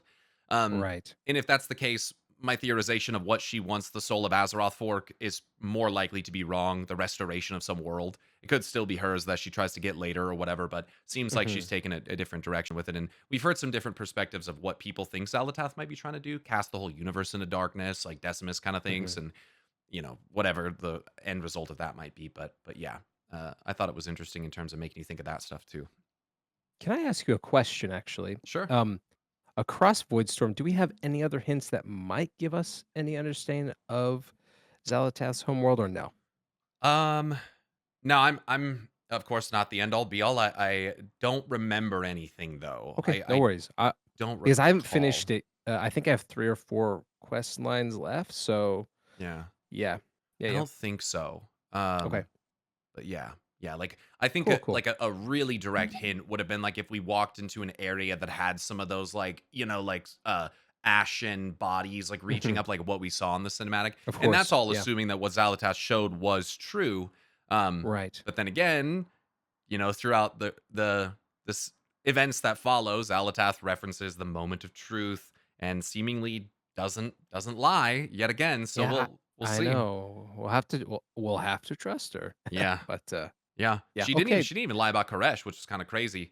That's true. No, it's true. And, I guess it goes back to other questions about, oh, was it ancient Azeroth? That would be kind of crazy. Or if it was just a different planet where they're a bit like the Arakoa, where they're super like sun and light focused. So yeah, Yeah, I yeah. Well, no idea, but I have some scores for this zone. great. You will not be surprised to hear that they're very high. Nice. This is it's such a good zone from the main story. I think it's my favorite section of the main story in the whole campaign, unquestionably.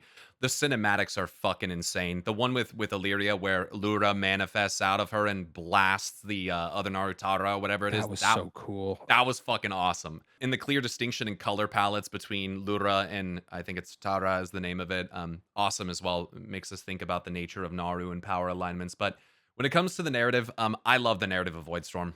I enjoy the conflict stoked by the distrust between Lothraxion and Decimus. I found the conclusion to be satisfying. The moments involving Illyria and the Naru within her are among my favorite story in Midnight. The use of the Jungian psychological framework in the expressions of the light and void are phenomenal, and I hope more people consider this when looking Hmm. at these powers and those that use them. Seriously, look into Carl Jung, look into the psychological framework that he created and iterated on. Look at the ego and the persona, the shadow, all of it. Look up videos to understand this concept because when you start to look at the light and the void in this way, almost all of the characters who are associated, especially like in a more directly empowered manner, it becomes so much clearer, especially when you look at characters like Sargeras and stuff like that. Zalatath, who's basically completely given herself to the shadow and seeing how she behaves. She's also the devil tarot card in the World of Warcraft tarot set. So, make of that what you will. So narrative, I gave it a 10. Honestly, I think it deserves a 10. Cool. And again, we'll talk about the raid next week, but all that considered too, 10.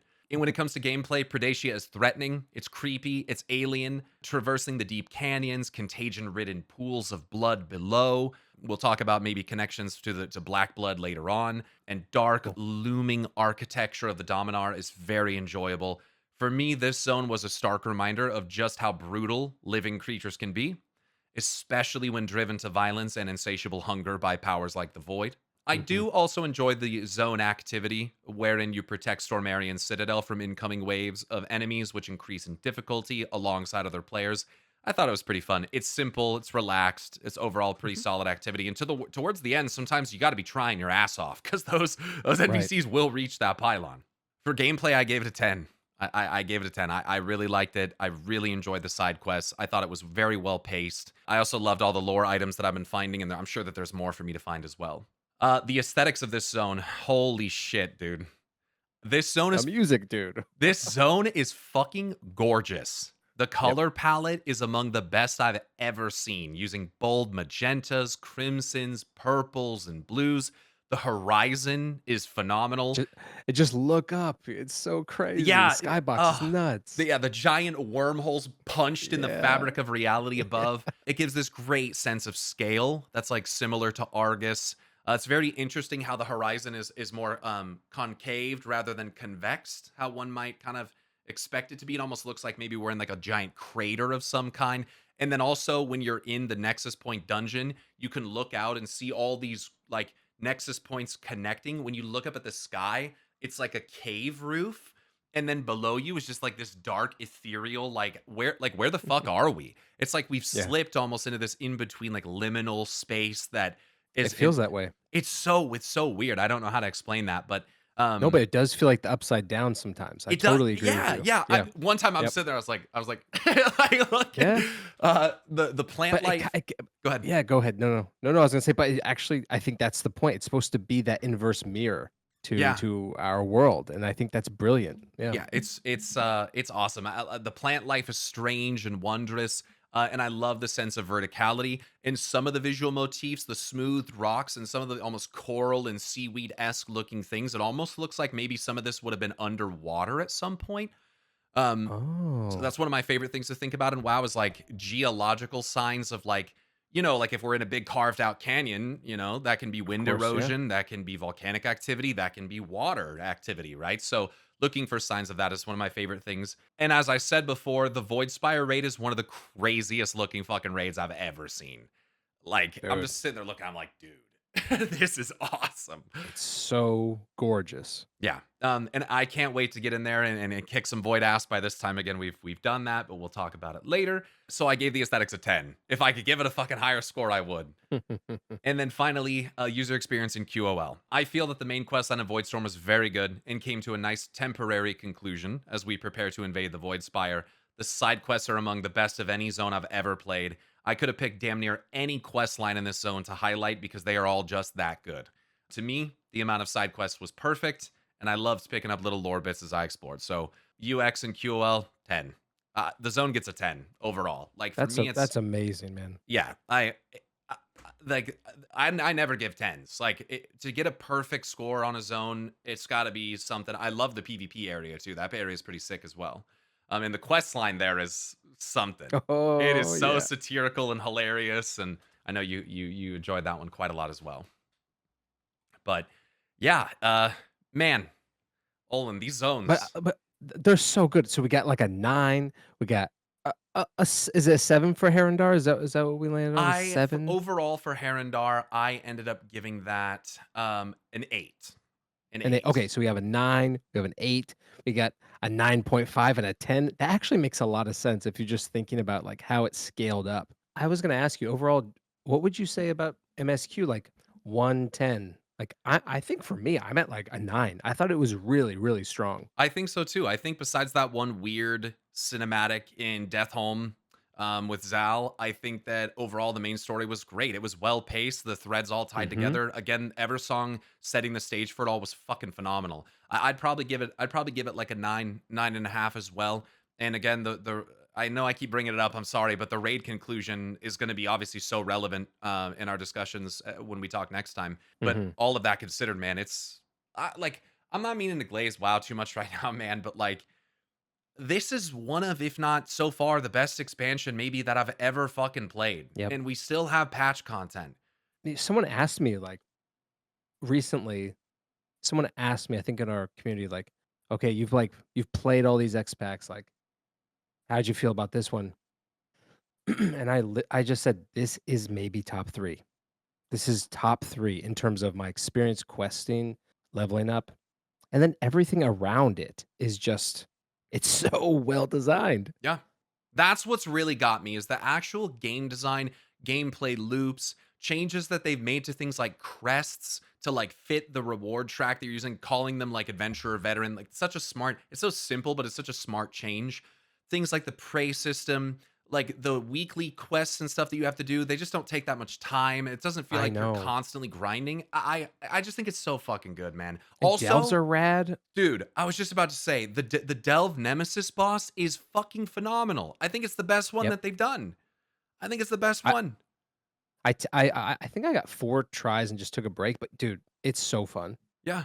It's great. The reward from it is awesome. And I did the double question mark difficulty last night. I think I was a little too slow to get the fabled title for it, which I'm a little one of the guys in our guild got. I was a So little what is jealous. so can you remind me what that is? It's like the First first 5. 4,000 in the region. So Farsight got that last night. Whoa, Yeah. When I saw he dude. got it, I was like, I didn't even know that was a thing. So I hadn't unlocked level 10 delves yet, so I couldn't do the harder difficulty. So I had Mhm. to unlock level 7s. Then I had to fucking go do Oh, level right. 10. And it took me like an hour and a half. So I ended up getting in Yeah. pretty late and I didn't get it. But it was good. I think it took me 6 or 8 attempts on a 250 ret paladin. And it was awesome. It was awesome. That's so cool. Yeah, it was great. I hope that you enjoy it when you get around to doing it. Um, Yeah, I'm excited. yeah. But we've talked so fucking much, Olwen. We got to get to Yeah, the next segment. we do. These are sort of parting ideas. I have Yeah. one and you have one. Yeah. Um, when that person asked me why this is like my favorite, I literally think I thought to myself, yeah, all the systems are great, the story's great. I don't mind the fact that some of the themes are the themes we've seen before, but really for me, it's like the cleverness and the sneakiness in the writing is up to a whole new level. So for Mhm. me, I sort of I just wrote this as like at first something about Metzen, but I wanted to back away and think it's not just Metzen, but it's a lot of other writers. These meta quests, and when I say meta, I literally am saying like breaking the fourth wall. Yep. Blizzard is talking to the player quests. So what I mean by this is like clearly through a lot of these quests, Blizzard is trying to talk to the player base. And it depends on your perspective on what they're saying, but I Yep. think broadly, the argument is like times are changing.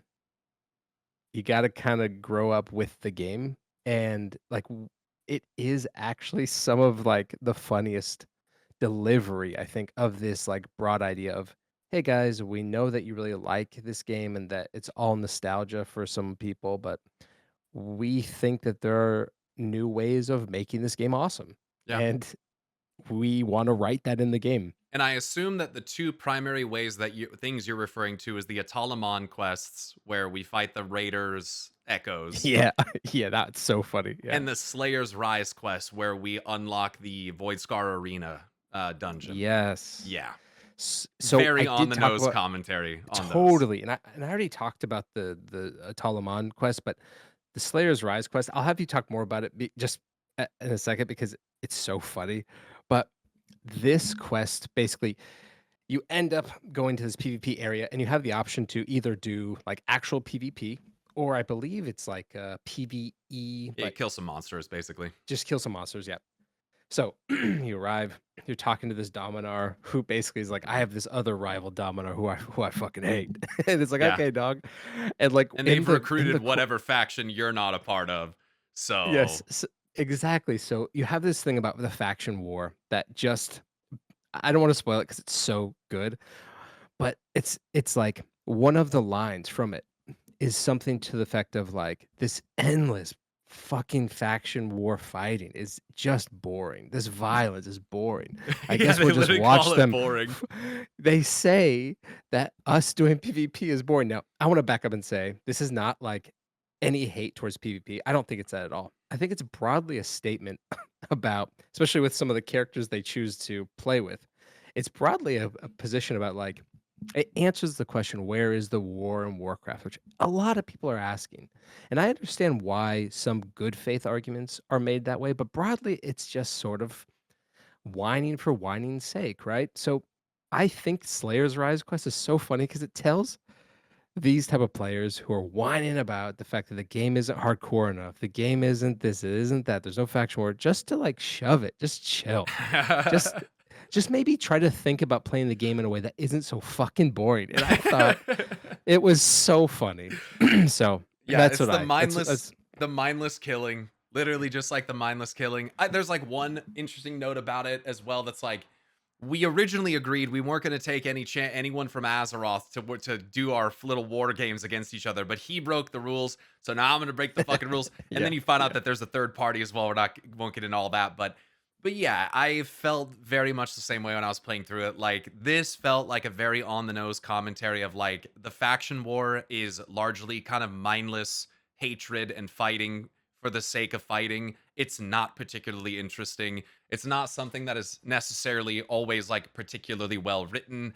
Like there's a lot of kind of, some might say it like almost cultish or even like nationalistic like kinds of inspirations to Yeah. it, where Yeah. it's That's like true. picking a sports team, except this isn't sports. This is like people's lives, you Yeah, know, yeah. to a larger degree. So I very much enjoyed I mean, I actually found the quest line very boring, but I found the commentary But to be quite that was on hilarious. purpose, though. I feel Yeah, like that was on I think it was purpose. too. Like I was like, man, this fucking quest line's kind of like, and then the whole like dungeon premise was like, okay, it's a fucking arena where they kidnap people and they make them fight. Like, okay, we're back in Maldraxxus again. Like, I Yeah, just, yeah. and even Maldraxxus's arena was more interesting to me. So yeah, I think that's a hilarious point, and yeah, it's such a good example to bring up. Did you have any other closing thoughts on that? Aside from everything we've said today, like, that's the one that really like, this idea that Blizzard's talking to us, it just I love it. I've always loved it, especially I mean, we both listened to the interview with it was Kaplan, right? It was Yeah, what yeah. he also says that in the process of going through the early days working at Blizzard and kind of looking at it from afar now, that the game is iterative and it's good that it's iterative. And we should stop looking at the game as if it's locked behind some sort of glass case and that we can't go back to the way it was back in 2007. And this So guy's the I love game that. lead from TBC and Wrath. It's like Right, this is the right. fucking guy who was behind that like perfect Yes. nostalgic vision of it that you had. And I saw a Yes. clip from him when he was streaming his other game, what's it, Legend of California, the other day, and he's basically saying Oh, yeah. Yeah. like Yeah. there's a certain kind of person like that doesn't even engage with or doesn't play the game, and honestly just like shut the fuck up. Like it's such a hilarious quote, It dude. is. It's so He's like, you're funny. just so off the deep end. Like I don't go on, Yes. the internet and complain about a TV show that comes on that I didn't Right. like and I don't want to engage with. Like, just fucking find something else to do. And I just thought that was, it's Right. so based, it's so hilarious. Like, and I it's know. coming from like an old head that was literally behind some of the most like renowned expansion experiences. And wow, I think that's hilarious. So I agree. Yeah. so yeah, mine is actually focused on a Lordaeron rework. So this is kind of a Ooh. crazy concept, and this is predicated on a couple things, right? This idea is predicated on the fact that Harandar was first seemingly mentioned in Dragonflight. They actually talked about in one of the interviews or panels, I think, saying that we might run into like primordial trolls, which sure sounds like Haranir to me. Then when it ends up being shown and depicted via Orwenna in the War Within gameplay like launch trailer, where we see her doing all the magic and shit, and we're like, whoa, what is that? We meet her. We have this big root thing going from Hallowfall down to Ajkahet, and we go to fly into it, and it has interactions like maybe it's going to become something, but then it didn't become anything, and that was very near to where the Haranir were found in that area. The thing that we have to kind of keep in mind is that the War Within and largely the World Soul Saga was taken as from one expansion. Like, let this sink in. We may have been confronting the Titans at Ulduar in the last patch of the War Within. Like, how fucking crazy is that to think about That's now? nuts. So, by virtue of this expansion of it into a trilogy, we have to accept that there was a restructuring that occurred. I think that it's very reasonable, especially in, even though I loved it very much with the goblins, even though I loved the ethereal stuff very much, that does feel like there is kind of an admission that like those two things had to have been kind of stuck in there, right? And Mhm. they made the best of it. But I think after some discussion with some people that 11.1 was probably supposed to be Harandar.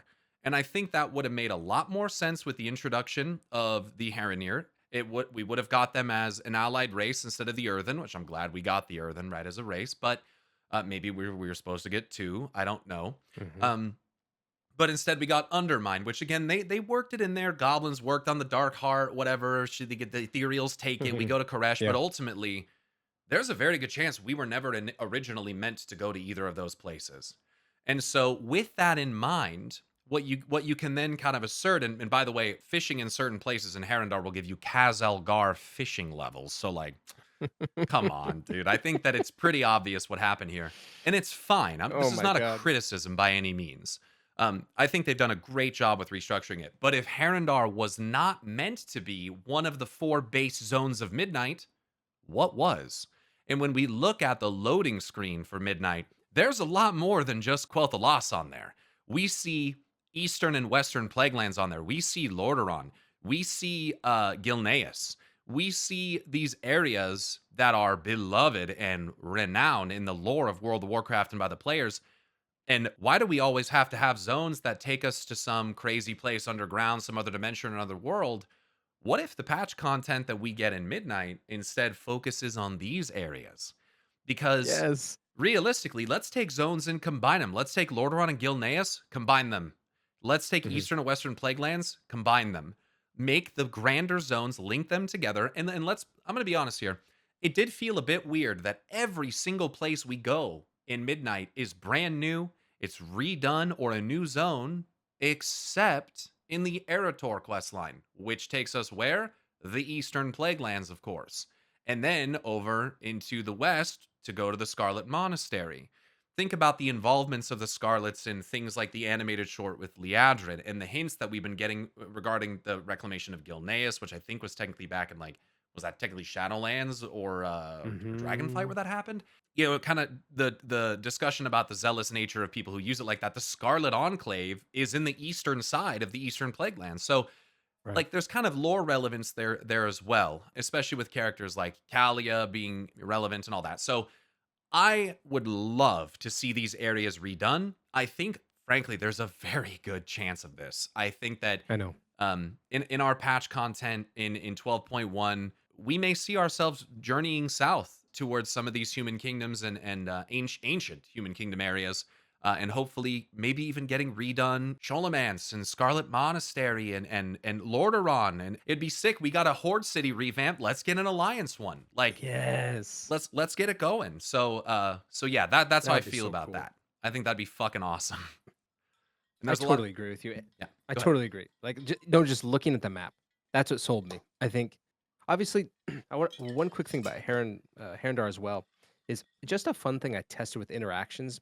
Every zone that I've been to, like, there is one or two moments. I should say, there are one or two moments where the class combo that I am gets a notice, right? Like, oh, hey, what a paladin, or you get these things here and there. In Harandar, I did not get that for my Haranir druid, and they one of the characters referred to me like as an outsider, and I was like, dude, this clearly must have been made before, and they just haven't Yeah, onboarded some of the new stuff. yeah. So it definitely felt yes. So that was like another clue for me. And It'd just be anecdotal. this could tie into maybe why Herondar to me anyway just didn't quite feel right. Like Hmm. narratively, it just Yeah. felt more than the other zones like it was kind of stuck in there like that. Y- And And the what? Haranir Yeah, starting yeah. experience, I try not to be like too much of an ass when I give criticism, but I think it's very bad. And I I agree. can't help but think that that's an artifact of the restructuring, and that's really Hmm. unfortunate. And I think that they should redo it. I really do, man. I know I what you really mean. do. Like it it is true. And even just a final thought here on this idea of like the rework. I think it would benefit all of the players who keep feeling like they're being lost in the narrative. Like the great criticism that I understand is why the hell do we go from uh earthen lands to goblin lands to Koreshi lands? Like Yeah. I understand that. As much as I liked it, it It's was a little jarring. right, and I defended it at the time, but I understand why that would be like, "Whoa, my god, like you're just getting whiplash." But this would be so cool to see them actually just clean, like we are actually doing what I've kind of described as like a soft or a quiet cataclysm. The idea of like we're totally rewriting everything slowly, though. It's not like Hmm. one big explosion where everything's divisive and everything's a mess. It's like a nice slow, um, yeah, revamp, and that'd be so neat for each one of our big patch content sections to be, like you said, Lordaeron, and we go there and there's a big Calia bit there, or like we have to deal with the Scarlets, all that stuff. Like that would be so rewarding. Yeah. And yeah. And using the light bloom as a way to like draw connections from all across the world, you can Mhm. have other types of infections or things popping up in places like Duratar, right? We can make the Right. Orgrimmar area relevant again. We can get revamped Orgrimmar Stormwind. Like there's great trees near Stormwind too, and then there's the remnants of Mhm. the portal from Draenor's Everbloom. They're right on the Oh border of the yeah, city, right? that's So right. there's narrative opportunities there as well. What I think is nice, and one thing I forgot to mention is that Orwenna like accompanies us through Gutterville or whatever the fuck it's called as we move towards Undermine, and then just kind of disappears after the Black Blood That's share. It's true. like doesn't really make any sense. And we see her on the surface later. We're like, "What's up, Orwenna? Like what the fuck?" Later in Yeah, that's a good point. the War Thin. So, but what I did like is that they didn't. Old Blizzard would have just like cut it, fucking forget it, move on. True. Like True. they're doing so much of a better job, and they kind of have to, frankly, because if not, they're going to be in deep shit to Mhm. restructure it in a way that seems pretty healthy and keep the characters relevant, even if they're just popping back up for a second here or there, so that we're not literally ignoring and forgetting about a character for an entire expansion. For example, Khadgar and the Argentina, right? True. So I think they've Mhm. done a really great job of doing that as well. So yeah. All right, guys, thank you so much for joining us for another episode. It was a long one. We were like, yeah, we'll make this like an hour and a half, maybe two. I hope Yeah. we very much hope That that you enjoy though listening to the discussion. And Olwen, it's always a pleasure, man. You're so insightful. I really loved your coverage of Eversong and Zul'Aman, and thank you once again for making the time to do this with me, even if we got to record multiple instances. And yeah, Hey man, I'm happy to be here. Thanks so much. It honestly just talking through every single zone made me really appreciate it more, and me too. I'm ready to. I'm gonna jump right back in and work on my druid. I mean, Hell I'm so yeah. stoked now. So Yeah, it serves as a good reminder too, and hopefully it can help remind the audience of some of the events that happen. And I think one of the biggest things that we could do from this is hopefully inspire people to just take that deeper look, to slow down, to use some add-ons that enhance the gameplay experience, to turn that music on, and to get on a ground mount, and to immerse yourself in this beautiful world that we have all fallen in love with over the years. I totally agree. All right. Well, I think that's about it for us, everyone. Thank you all so much for watching the Hearth and Hammer podcast. Make sure that you subscribe and leave a like on the video. It really shows us that you're enjoying the show and that you like what we're doing here. And leave a comment down below giving us your thoughts on anything. Doesn't matter what it is, even if it's just, hey, I like the podcast. Or if you didn't like it, tell us that you didn't like it. We want all the feedback. So thank you all so much again for watching. We appreciate you very much. Stay awesome. And until next time, we will see you later. Peace! Peace.